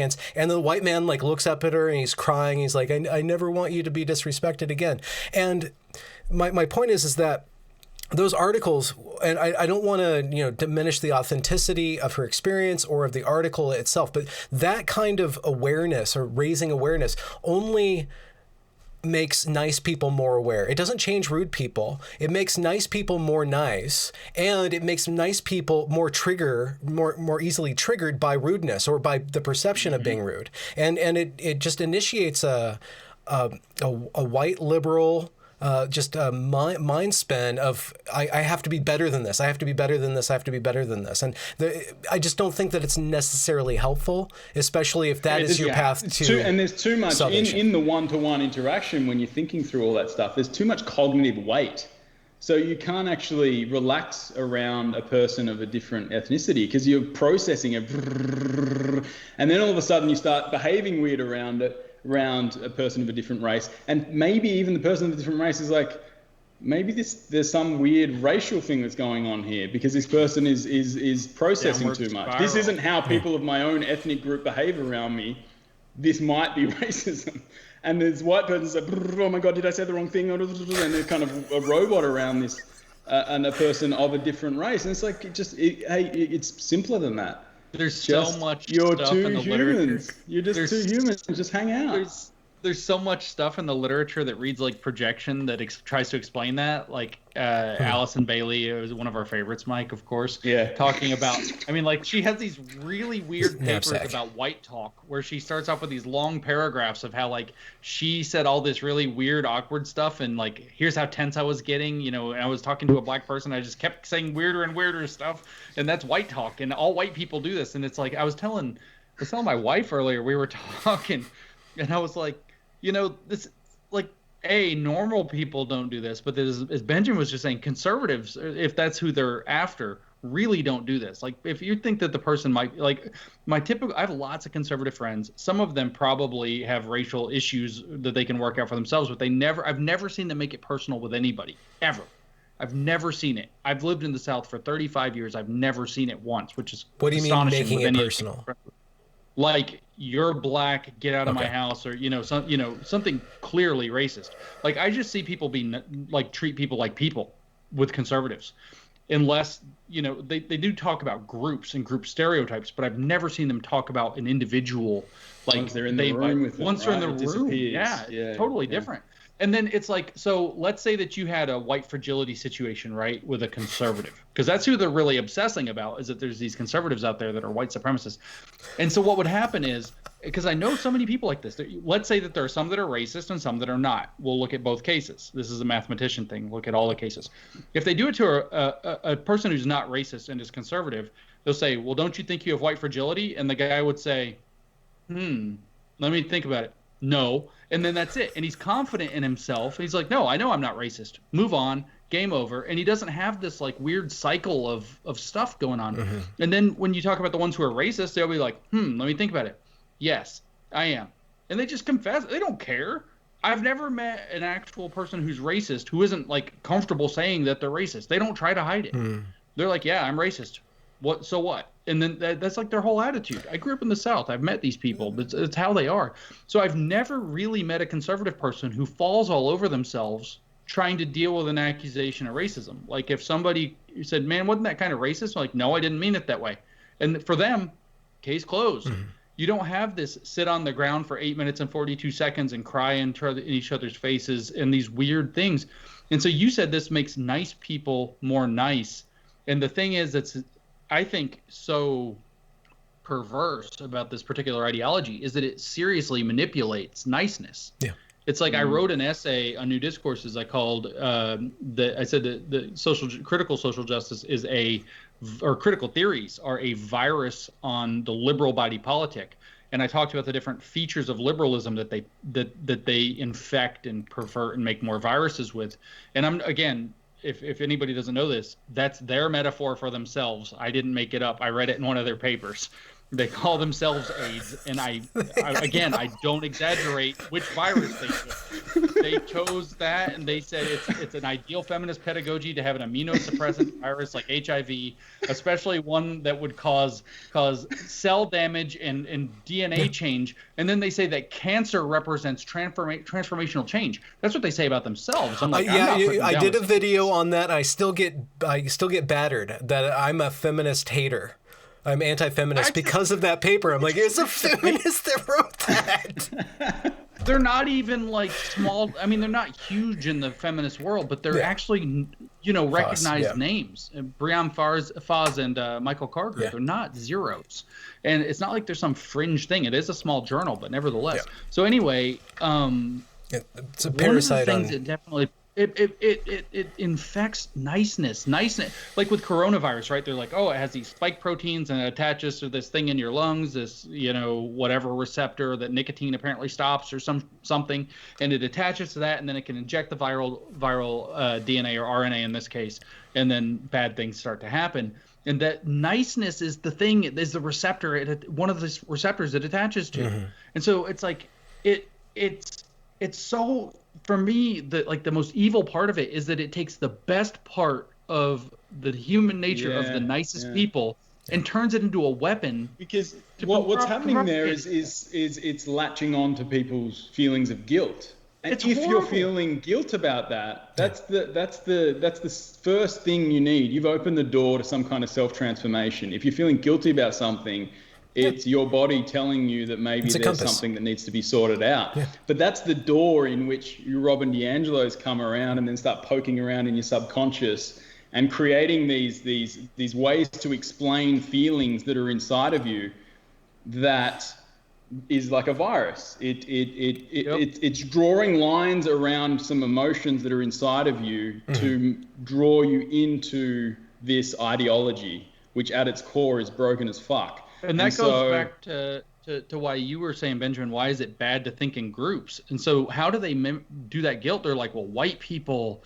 and did this, they enslaved all these people and they conquered all this territory and they spread these diseases and did this genocide, and white people did this and white people did that, and white people had Jim Crow and white people did redlining and white people did that, and they have this whole lynches, and all these white people did this, white people did that. And then again, I appeal to my conservative people who know who they are, like, and I don't mean that like they know they're conservative, I mean they know who they are as a person, and they're like, I didn't do that, that's it.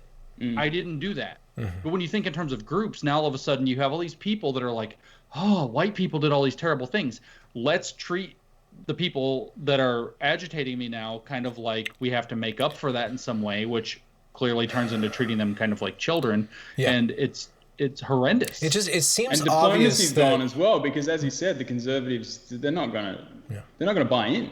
Like, it doesn't make sense unless you're operating from a perspective within that worldview to bow to this stuff. So at some point there's no diplomacy. It's either you're racist or you're coming on for our prescriptions. It's not just conservatives. What I'm noticing is that it's very non-idiots. Oh, sorry, it's being a bit mean, but anyway. No, it's a very certain type of. It's a very certain type of person, and many conservatives, because of whether it's conservative.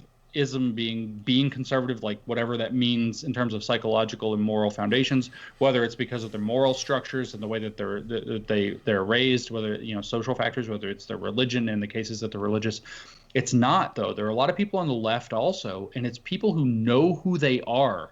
This stuff just bounces off of them.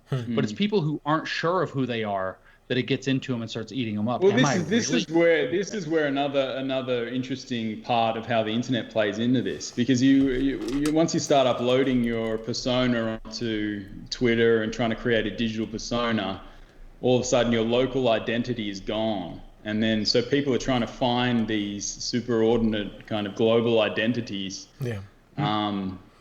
People who are more connected to the outside world or their local identities or who they are within their families and things like that, they're less likely to buy into. To get swept up, I think, is probably into this kind of Alice in Wonderland type identity finding entity. Like, they're going down that rabbit hole. What they do is they have you said everybody loves an anecdote, and so I've seen this happen where people confess their racist moments, or not their racist moments, where the moment when they were confronted by racism or when they suffered from racism. And so it starts on the individual to collect its data, but what it does is it aggregates all of the individual experiences of racism or possible racism or discomfort that could be interpreted as racism, and it gives it all this universal meaning. It shakes it all down into this entire story, but it doesn't seem like if somebody is being oppressed because of racism, because they're being treated as a member of a group, that you would then think to treat them as a group to solve that, or that you would strip the individual experience away from people in order for them to have a better personal experience. It just seems so half-cocked. But it's from inside their world. That's where you've got to go, all right, well, what are they thinking? And then all of a sudden you see we are the playthings of the power gods. That's when it gets really great, because it's so unintuitive to you, because you're like, well, that doesn't work because I live in the outside world. And then you've got to all of a sudden put your theory glasses on and embody what they see. And what they see is a different ontological structure. It's metaphysical. Like there's something. Would you like my theory goggles on this one? Go on. Please. What you got? Yeah, you're the best at this. It's exactly what you said. It's the power gods, right? So what they say, and this is literally it, right? So they would say, for example, that a situation is not, they're not racializing a situation by bringing up race, or they're not, when they start talking about racial groups, they're not racializing people. They're not thinking group's identity. What they actually believe is that, and I have to say it this way because it's what they genuinely believe, is white people constructed these categories and forced them on everybody. The dominant power gods forced, and I don't mean white people as the gods, I mean the dominant power that white people created, whiteness, forced this upon everybody. So when they play the race card as it is, what they see that as is, well, you told me I have to, meaning society or the power structures said I have to play the black role, so now I'm going to play it, and I'm going to play it in a way to unmake it. Okay. That's what they think they're doing. Okay. They actually think that that's what they're doing. But obviously this doesn't work in reality. It only works in like make-believe land. Because in reality, people are like, oh, you're a group, well, I'm a group. Social identity theory has very clearly mapped out how this works. The groups can be arbitrary, like snakes and like rattlesnakes and eagles. Like you wear yellow shirts, I wear blue shirts. Next thing you know, it's like Lord of the Flies between us if they agitate the situation correctly. And it's really just the most backwards way to look at a thing, and but it incentivizes a certain type of person, or certain people are getting ahead because of this. How did it grow into a multi-billion-dollar industry if it wasn't benefiting somebody? Race I think you're spot on. Yeah. It's not even just race hustlers. There's other tentacles to this, right? Like Russia, China. I think well, is this a psyop? No. Within itself, there's external people, things going on. Just straight up broken people. Broken people. Yeah, Michel the Foucault one to rationalize was the their prototypical grievances. broken person. Yeah. Yeah. Michel But Foucault. there's this other aspect of it where, okay, so within the art and film industry here in Australia, there came a time where it was quite obvious to me, and it was hard to view it for what it was back then, but it was quite clear, and it happened explicitly and implicitly in a lot of the opportunities that were presented to me. It's like some people just said, hey, use your ethnicity to advance, like explicitly said that to, like, good people. Yep. They're like, we want stories from, and for some reason the ethnicity part was always linked to some kind of oppression narrative. It wasn't use your identity. It's give me your oppression, give me your suffering, and then we will give you. You know, it's almost like a Uncle Tom type thing. I cry for you, boss. I talk about my sadness, and you be happy. And so there was this. It was quite obvious to me that was a career advancement tool, and you see it a lot with these comedians who are quite good in their own right, but then they play into the racial suffering part of it, and then they advance beyond everyone else. It's like like white guilt is a way to the top in this strange culture. And so you remember that story I told you, right? The woman that I sat down with, and it's like I get interviewed, and it was all these different people were going to take turns asking questions at the end, and it's like I talked to the one, everything's going fine. And I know some of the people in there agree and some don't, because it's like a point counterpoint thing. And the last girl, it's like there's drama to even have her sit down. And it's this little Hispanic woman, I say little because she's like short, but also 20 or something. Young is particularly what I mean. And she sits down and she's like, I'm the chief student diversity officer of my university. And I'm like, I'm on a camera, and like that just got dropped on me. I'm like, uh-oh, And then she's like, basically what I want to know from you is, I actually, in many respects, don't agree with what our diversity program does anymore, and I only work in things I do agree with. I only work, for example, to get more vegan options in the cafeteria for people who want to have more dietary choices or whatever. And I mostly outsource everything else. And what I wanted to ask of you is, they came to me and they said, here's a scholarship, here's a monthly stipend of cash payment. You'll have power over students. You'll get to be able to make decisions that influence how the university operates. So they offered me all this money and power when I was a sophomore. I'm a senior now. What would you say to that sophomore to convince that person not to use their ethnicity to get ahead? and that's how she ended up being the diversity officer as a sophomore, leading to TEEF, and then regretted it by the time she graduated. Well, it is. There's this level of Uncle Tom that, so I had to get into a position where I was like, you know what, that makes me feel bad. That makes me feel dishonest or something like that. There's some lack of dignity in taking that career path, so I had to say no to it. That's what I told the girl too. I was like, and how would you really feel? You lose out on advancement. And so we're talking about industries. Our industries of cultural production are.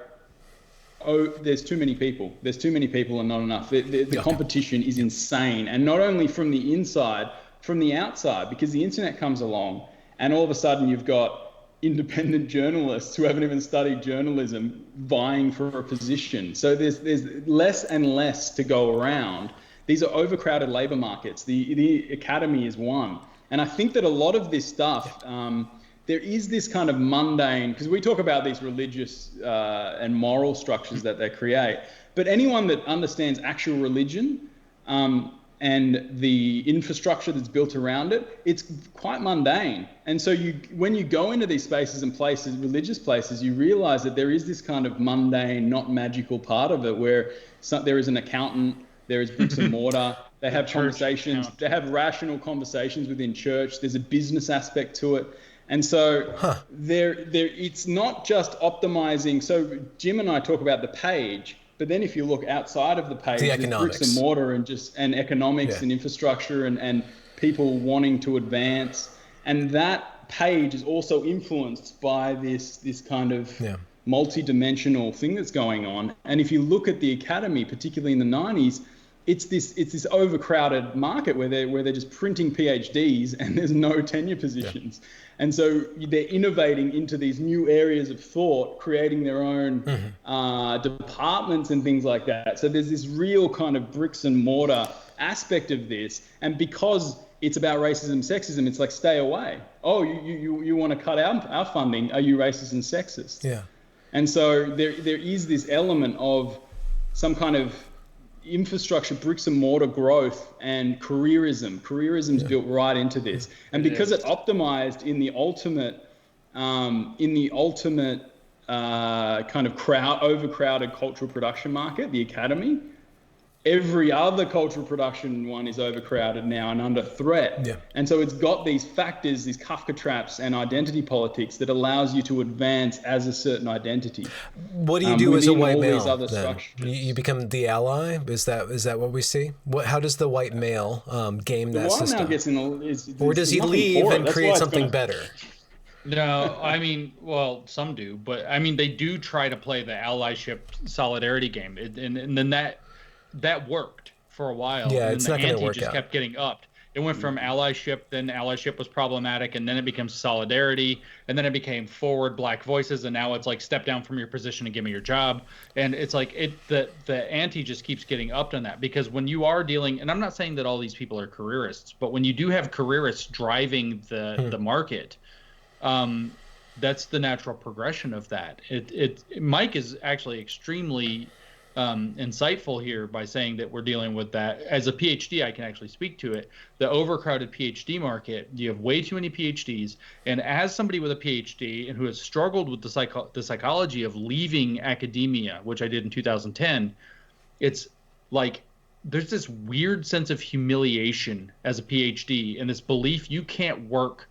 And it's not just a belief, too. There's structural elements to this. There's this weird humiliation and belief like that non-academic or non-PhD level jobs are in some way psychologically beneath you. It's very hard to accept I'm going to get a labor job after I went to school for 14 years or something like that. And then you go to apply for jobs outside of academia, which of course are very limited. And then you're told universally, as I was, when I first started looking for a job outside the academy, you're overqualified. And I was like, what is this bullshit? How can you be overqualified for something?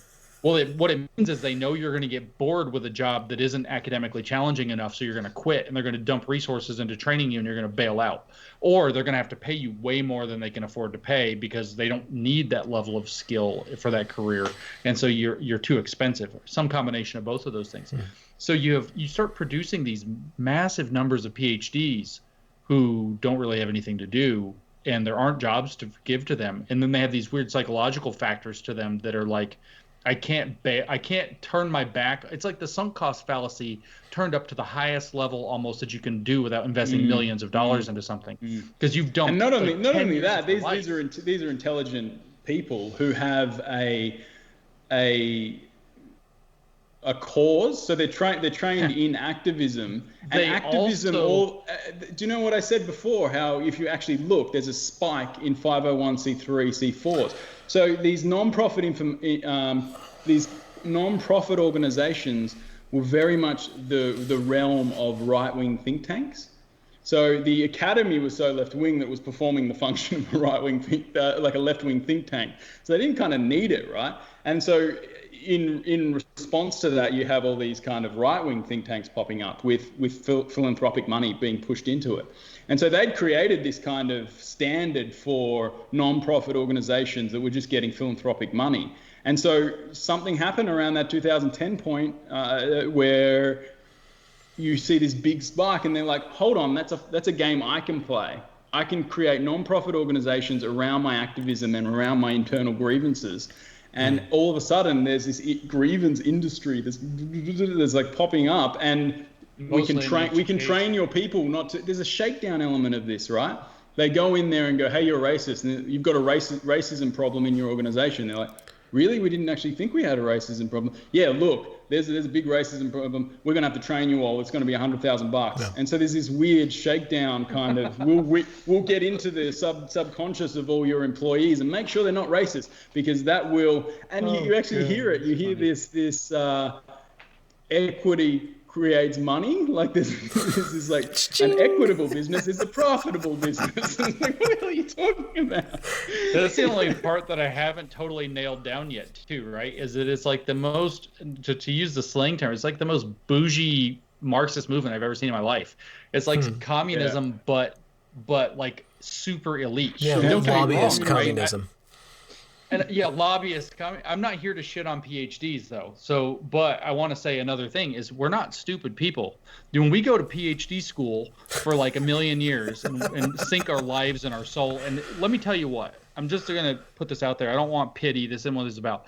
They don't give those damn things away. I know Mike said they print them. They don't give they're hard to earn. They break you psychologically. Most people who get PhDs are broken psychologically on the backside. It is not a pleasant process. I'd say that the people in the grievance industry are probably more psychologically broken on the front side. And the process and the backside is based on other factors.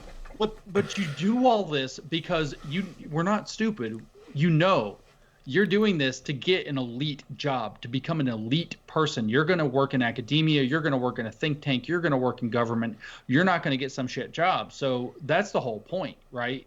That's why you do this. Everybody knows that the academic tenure job is the cushy deal, allegedly, where, everybody, in fact, even knows that professor who like lost their marbles because they got a divorce or something and they like fell off a little bit. They just stopped grading all their papers and they like don't really show up to work. Or like I had a guy in one of my classes one of my 600 level classes, which are already kind of seminar-ish anyway. And he was just like, I'll give anybody an A in this class. You have two choices. You either do all the homework and get good grades, or you go on this crazy backwoods hike with me this Saturday. And if you go with me, you get an A in the class automatically. And it's like, everybody has at least one of those professors when you go through PhD level. It's like he's gone through, he's tenured. They can't get rid of him and he's just nuts. And so it's like you have that vision of like if I don't really want to work ever, I can do that. Mm-hmm. And so it's like there's this view that you get this super elite. I'm not saying that everybody wants to be lazy, but I'm saying there's this view that there's a super elite, super high status job on the other side of a PhD.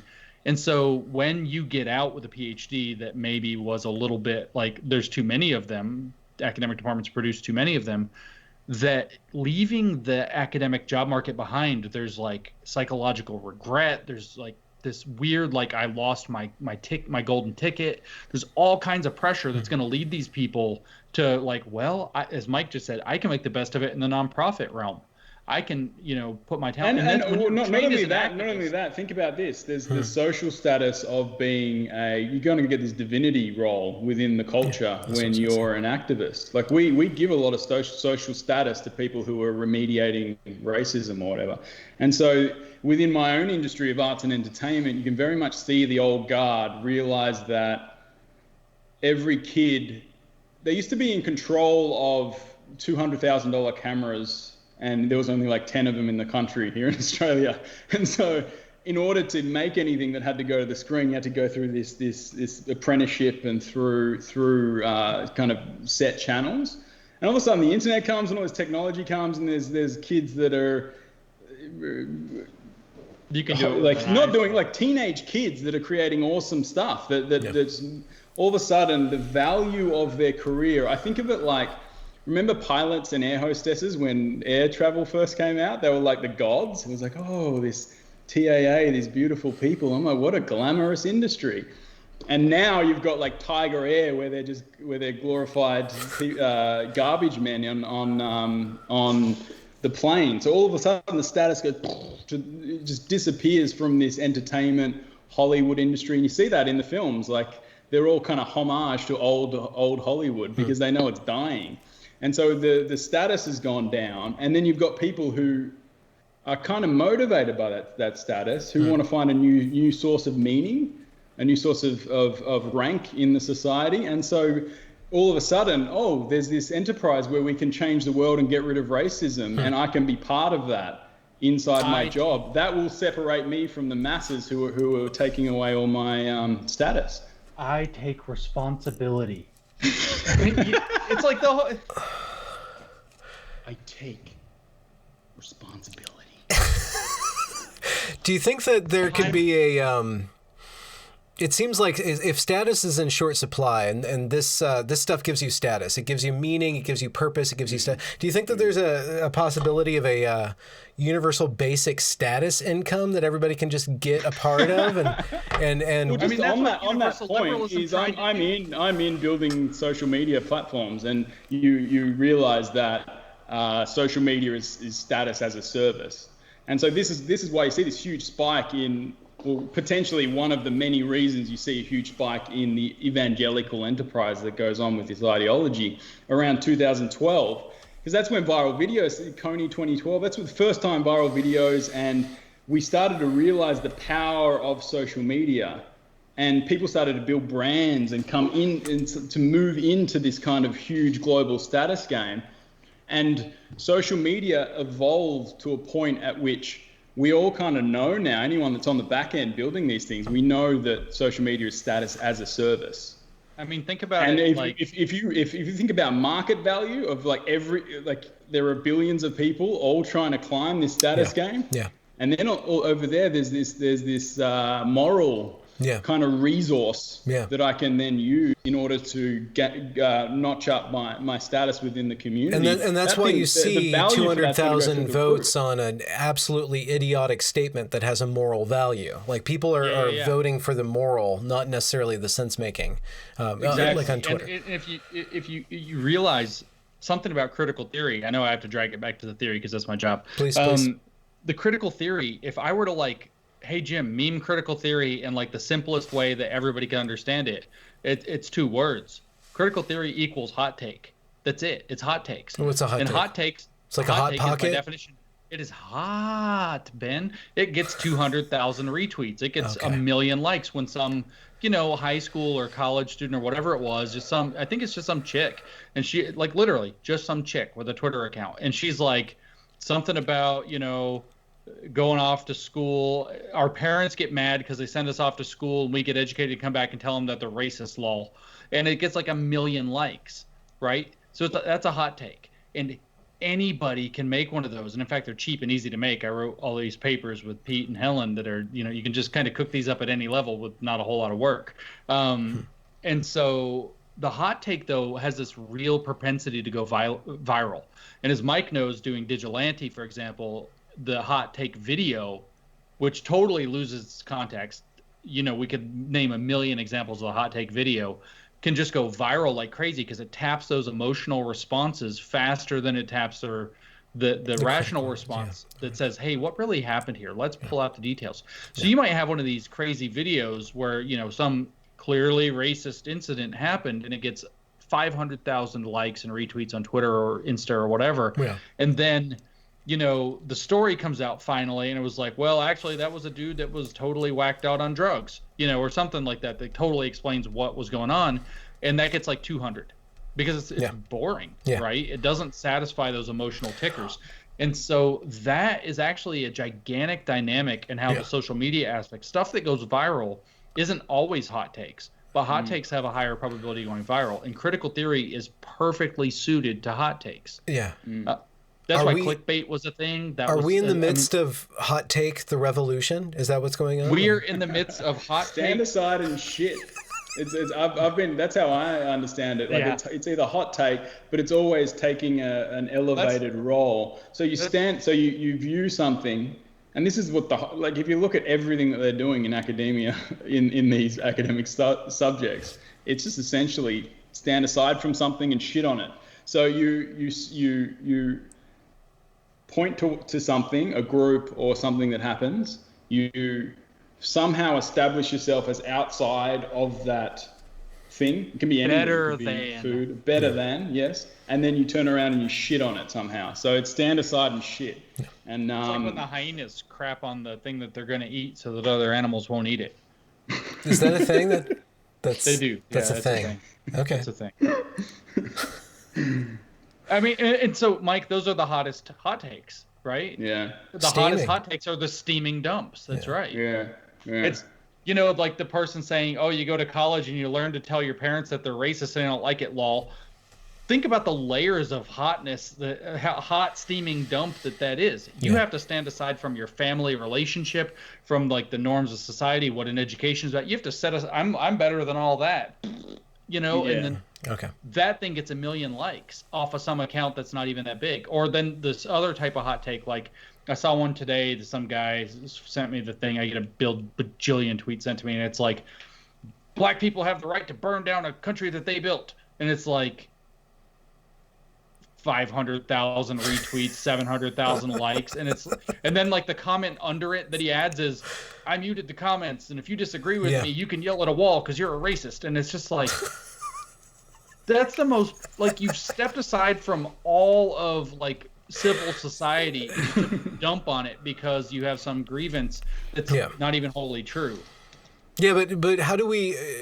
okay, so going through my Twitter timeline, I have to constantly police myself from entering into an argument. Like, I'm not there to argue. I'm looking for material for me to create something with. That's my rules for social media. I'm there to be creative. But you see these hot takes that go completely massively viral, and you despair for humanity. So the question is, how you guys are looking at something that's twisted in its nature, that is now gone viral, that is now potentially taking over Western society. How do you maintain your optimism? If you do maintain your optimism, or I guess you go Albert Camus and you just call it all absurd, which is another hot take in and of itself. It is. Postmodern condition really is a hot take, is the postmodern condition. But anyway. It is. I keep my optimism by talking to people who aren't like that connected to it, and they're just like, what the hell is this? No. I mean, really. And I think we will start to, it's like when TV first started really blasting, it was like really a big threat for propaganda. And then it wasn't until we invented cable news, and all of a sudden it's like, well, this is the news, you know? Yeah. And then it's like now people are actually starting to get it. Like, cable news is bullshit. And so sooner or later, more and more people, like, you figured it out. Mike is really good about it. I'm, you know, aware of it. That it's like, you know, that which is on social media. I used to actually have a norm for myself, which was like, if you see something going crazy, stop yourself and ask why. What really happened there? I think that, you know, this is all new, and it's again the same lesson I talked about very early on in this meeting, that you have to screw a thing up before you realize how to not do it. So we also are learning how to handle this, right? This is a new technology, a new paradigm for information, and we will, whether it takes 10 years, whether it takes 2 years, whether it takes 100 years, we are learning how to handle it. The trick is not destroying ourselves in the process. And there are enough not too online people who don't live in that headspace, who are so far anyway, who are like, so what? Well, that's why I get concerned when, because Instagram's this kind of the Shire. It's this lovely place that I go to enjoy my turnips and parties and bum pictures and just puppies and this lovely place. And then all of a sudden I look up and there's all these political orcs streaming in. And so when that starts happening, because the Twitter's kind of designed for this, these angry battle people, of Helm's Deep, right? That's people, what Twitter is. The power hungry people. It's kind of, it is like That's Mordor a bit more. It is Mordor. But then you when you're in these other spaces and then the politics start streaming in, you're like, uh-oh, this is bigger than I thought. That this isn't contained as much as it was a short time ago. And so, I mean, you should always be optimistic. I mean, even if you're caught in a concentration camp, it's better to be optimistic than not. I mean, even if you look at and I don't totally agree with Jordan Peterson, of course, but if you look at Jordan Peterson's, like, what he got, people tried to set him on fire for the most over the past several years, it'd be like, we don't know about women in the workplace, or whatever. And it's like, maybe that wasn't a good idea. High heels are flirting. It's like, oh shit, Jordan, what are you saying, man? Yeah. But there's this real element, though, that second wave feminism introduced women into the workplace. And just like, I don't want to say that women being in the workplace is equivalent to inventing the nuclear bomb, but it is a massive change. And there is an element where Peterson was right, that we haven't quite figured everything out. And the tendency in human history, and this is my hugest anger at the critical theory, and especially at Foucault, is that we get it wrong first and learn better, and that's how we do. So right now, it's undeniable that there's this weird female energy, like toxic femininity. I don't want to call it female. It's toxic femininity. It's like this mean girl's spirit to a lot of this social justice stuff. And of course, I said it was black feminism. It's something feminism. It's something feminism. There's this mean girl spirit behind it. That's this weird, toxic, angry femininity in there. And we've never had a period in at least Western history where that had the space to become dominant. And so in a sense, I don't want to say control it like misogyny, like Cape Man down girl. I want to say we've not figured out how to integrate that fully. And so also people, but the lessons of history are, we will see the excesses before we see the containment. Yeah. We're going to drop the nuclear bomb before we're like, oh shit, conquest is over. Yeah. And that might be we also don't have as many frameworks to understand, because the feminist movement's done a lot of work to draw lines around masculine power, right? Expressions of masculine power. And so our cultural landscape has a lot of tropes, art, ways, conceptual structures to understand the excesses of masculine power, like to point it out and go, that's probably not a good thing, or you're that lame boss guy who's telling everyone everything to do. That's a shit thing to be. But there's not as many drawn around the pathological expressions of feminine power, which is often goes to the group, right? It twists the moral structure in order to kill someone's reputation. Right. So masculine power is maybe someone who builds some kind of economic structure to extract resources, tie you in, and then just takes what they want from you. Might be kind of physically dominating you or something like that. There's these horrible kind of expressions of dominance and power. But the feminine one is often going to the group and twisting the kind of prevailing moral structure in order to hurt someone's reputation or something like that. And it's not clear that we have enough frameworks and stories to explain that that's not a good thing circulating through the culture for us to be able to point that out and go, hey, that sucks. Let's not do that anymore. Let me pull up Peter Boghossian right here and talk to the camera for a second. Are you listening? No, but yeah. Are you sitting down? Are you ready? Are you ready? My name is Peter Boghossian, and I am livid. That's a real quote. But no, I want to actually look behind the curtain. Mike and I have actually been having that conversation for a while, and we've always end up kind of bookmarking that conversation with, well, you can't say it in public because nobody's quite ready for that yet. So I want to talk to the camera. I want to talk to the viewer, not necessarily just to you guys, that there's this really weird, liberating sense that these people going nuts has created. That there's this this is another source of optimism. There's a new ability to be frank about this. You don't have to be mean. You don't have to be rude. You don't have to mischaracterize it. You don't have to straw man it. You don't have to like dump on it. There's an ability to be like, these people are taking over cities. You can be frank about it now. Let's not like play kid gloves. And it, like I said, if we have a Science Wars 2.0 that arises, if we have people start to speak up, they don't have to be like troll army where just fools are speaking up saying crazy stuff. Regular normal people can say, wait, no, there is stuff here that's wrong, and we're good people, and we're not going to put up with this, and here are good reasons why. And that door is now open where it has not been open before. And now that, like, I just decided, whether for good reasons or for bad, that I was going to go all in on fighting this once the riot started on Twitter. I know that similar as well. I don't want to. There's all these private conversations that, you know what, screw it. I'm just going to be public about it now. You tweeted it, man. You told the guy, just say it. It's a form of relief. Just start saying it. You'll feel relief. And it's true. There's so much stuff that should be said that's fair, legitimate, not evil, not mean criticism of this that nobody has said. Nobody's dared to say it. And it can be said now because they decided that they're going to burn people love a city. Hearing it. Like there's especially now, there's all these, my spike in following as soon as I went, you know what, fuck it, I'm just going to start saying it like I would in private, in public. Yeah. And then all of a sudden, there's all this audience. I'm like, holy shit, this is some kind of magic. I went up 15,000 followers since the riots started, and a lot of it is because I've done the homework, but a lot of it's also because it's you know what, I'm just going to speak frankly. It's like somebody asked me a week or two ago on Twitter, how do you fight this? Before the riots broke out, I think it was sanity time still. Okay. And I was like, tell the truth, keep telling the truth, continue to tell the truth. That's it. At the end of the day, that's actually how you defeat this. This thing is allergic to the truth. Yeah. Just keep telling the truth.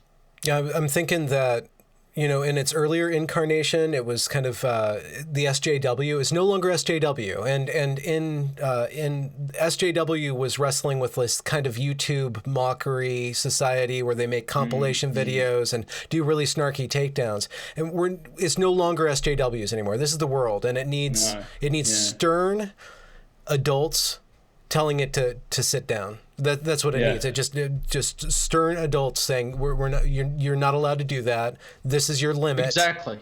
Yeah. I am a good person. Like I occupy the moral high ground here. I know who I am. I'm not racist. I'm not sexist. I'm just not. And there's endless proof in my life that that's the case. And so you know what? If you're going to paint me as that, then go ahead. I have nothing else to lose. I don't fit in this shit culture you're making anyway. So I'm just going to be honest about it. Helen says the liberal view of like homosexuality is some people are gay, get over it. It's same thing. Some people are black, get over it. Some people are whatever. Pick your favorite thing, get over it. That's the liberal view, right? Some people are different than you are. Get over it. Well, that's how I can, it's like, screw you. I'm not sexist. No, I'm just not. Okay? Some people are women. Get over it. I'm not homophobic. Some people are gay. Get over it. Some people are women. And we can actually, some people are women. About 51% of them, just short of 51% of them are women. I know some. You're blowing my mind, James. I have women friends. I do. Some women like me, a few, very small number, but it is more than one, I think, maybe. But no, I mean, we can occupy the moral high ground on this, right? And what you said about occupying, just some stern adults saying, as Pete would phrase it, no more kids' table. You go to the kids' table, the adults are talking. So here's some outlines for that in a liberal society. We demand the following thing. You hear that from the woke left all the time. No. We live in a democracy. You don't demand shit. Shut up. Go formulate your argument. Go formulate your case. Bring it to the proper structures. We don't demand things here, okay? And so, like, adults showing up and saying simple things like that. We live in a free country. We don't give into demands. Yeah. There are structures. You don't like the structures? Petition to change the structures. They're really good at changing structures. They shouldn't complain about this. They don't need to make demands. They already know how to infect and be insidious and in structure. Why are they making demands? It makes no sense. So, setting boundaries like that, you're a racist. No, I'm not.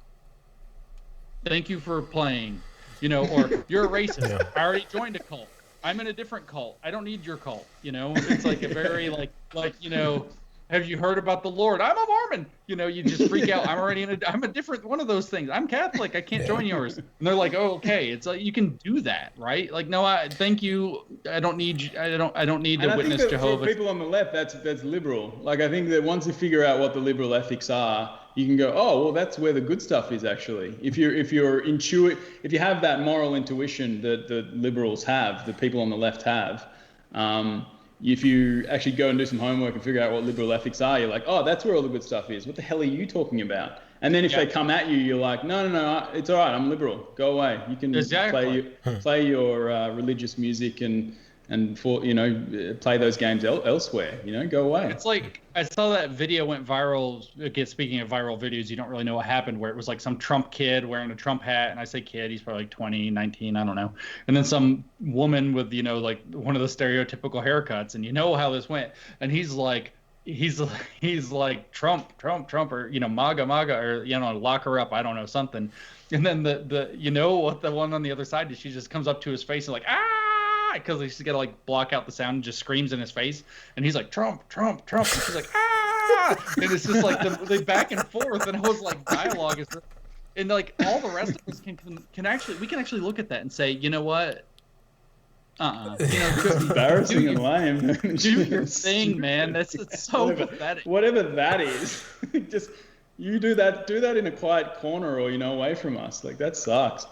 The hard part, though, and Benjamin, this is kind of important with a lot of the work you've done. The hard part, though, it was core to the Evergreen story. It was core, if you guys know Lisa Bildy's story with the Bencher Law Society in Ontario. It's core to what happened in the Evergreen Task Force, or not Evergreen, sorry, Washington Equity Task Force. Is that in so many things you've documented, Benjamin, it's been the case. This is like all this crap happens in these administrative meetings that like 6 people show up to, and like 6 of them are social justice people. So liberals who are busy and who have better things to do are actually going to have to start deciding we don't get to be so comfortable anymore. We don't need to be uncomfortable by confronting our racism. We need to be uncomfortable by joining the school board. We need to go sign up for these committees that these activists who literally have nothing better to do. Go to the school board meeting. Get informed enough about what white fragility is. Show up to the school board meeting and say, I don't want this crap taught to my kids. I don't want this crap in my teachers. And people are going to have to do it. It's not going to fix itself. It's not going to fix itself. Yeah. No. And some people are going to have to decide, crap, I'm going to sign up for that committee. I'm glad I have to end because I have to attend to house things, but I'm glad we didn't end on criticizing feminism. That was like a pretty, we were venturing into that territory, but we drew back. You want to go back to it? No, we drew back. You want to hear why women are the root of all evil, Ben? Hey, whoa. I have women. We have to let's just so we're not seen as kind of. We'll wrap up, but I just want to say one thing on that is feminism is like a bus with all these different fields and ideas, and it's got feminism written on the side, and there are some intersectionals up the back licking the windows, and everyone's going, well, that's a disabled bus. But it's not. You get on the bus, and there are different conversations going on. Conversations, ideas, fields. It's a full bus, and it's rich and interesting. And I like the people at the front who are in the liberal feminist camp. but even they're pissed off at the people that are in the back being crazy and doing really, really weird stuff. And so, to give you an idea, the bus analogy is good. Helen and I, when we wrote the chapter in Cynical Theories, coming out, Mike, you would have probably seen this. Helen wrote the first draft. I was like, Helen, we need a chapter on feminism. And she's like, I'm on it. And then she writes this chapter on she sends me this thing. And she's like, I've tracked like 27 different brands of feminism through all of history. I'm like, no, Helen, too many. But there are very many different schools of feminist thought, some of which are far more helpful than others, some of which are very helpful, in fact. And so we should not just crap on feminism. It's easy to make the jokes and say that I have one woman friend that accepts me beyond all understanding of reality, but it is true. You guys were bringing up the fact that it is complicated, and we haven't really figured out. Our society is a work in progress.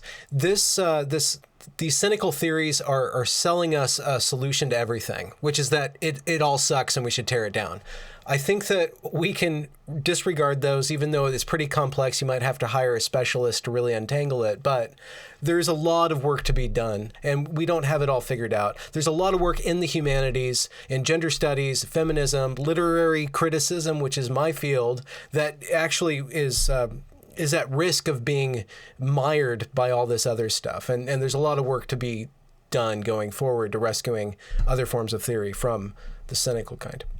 Yeah, I'm sorry that I said that your field's basically toast, man. It's done. I know. How do you think I founded my way onto YouTube? I had I thought it was your good looks and charm myself. Well, wait, but you guys do have a book coming out, Cynical Theories, you and Helen? That's releasing right now? August 25th. Everybody was freaking out. It was supposed to come out May 5th. And then there was this, I don't know, I guess like sometimes it's on, sometimes it's off, depends on what your politics are, I guess. But there's this pandemic. Yeah. Anyway, the publishers, not publishers companies, I should say the printers, book printers decided, nope, we're non-essential. They shut down for months. So no books have been able to be printed. So it comes out when it comes out. Okay. But it's being printed now. It has been sent to print. They are printing copies, and it maybe will ship. Some copies will ship early. I don't know, but August 25th is the slated date. The goal of Cynical Theories is to explain the history of, this is a very complicated movement, the social justice movement, if you will, very complicated, deep history in academia, deep history in philosophy. We explain the postmodern vein of that, which is the part that basically made it invincible from criticism because it denies objective truth. Mm-hmm. And Mike, you have eventually a feature-length film on this stuff coming out. Is there any, can you give us any clues as to when, or? The whole industry got flipped on its head with with the pandemic. So I don't know what path we have to distribution. So we're just refiguring that out, and I'm just chipping away. I might even try to tie in recent events into the film, but there's no clear endpoint there. So just keep an eye on the YouTube channel. Unfortunately for the reader, and fortunately for me, who didn't want to have to write more stuff, Cynical Theories actually went to print just before the riots started, so we cannot actually talk about the riots in Cynical Theories. Yeah. If there's a second edition, we'll probably have to add a forward or afterward indicating the manifestation of Cynical Theory in reality. I'm being poked and prodded to get the hell out of here, so we best wrap this up. It's midnight here. Say goodbye to all your fans and that you love them, or at least accept their love somehow, guys. I accept your love. This is the computer. Was that convincing? Did I do it? I take responsibility for my fans. All right, you guys have a good night, and see you guys, everybody. Thanks. In broadcast.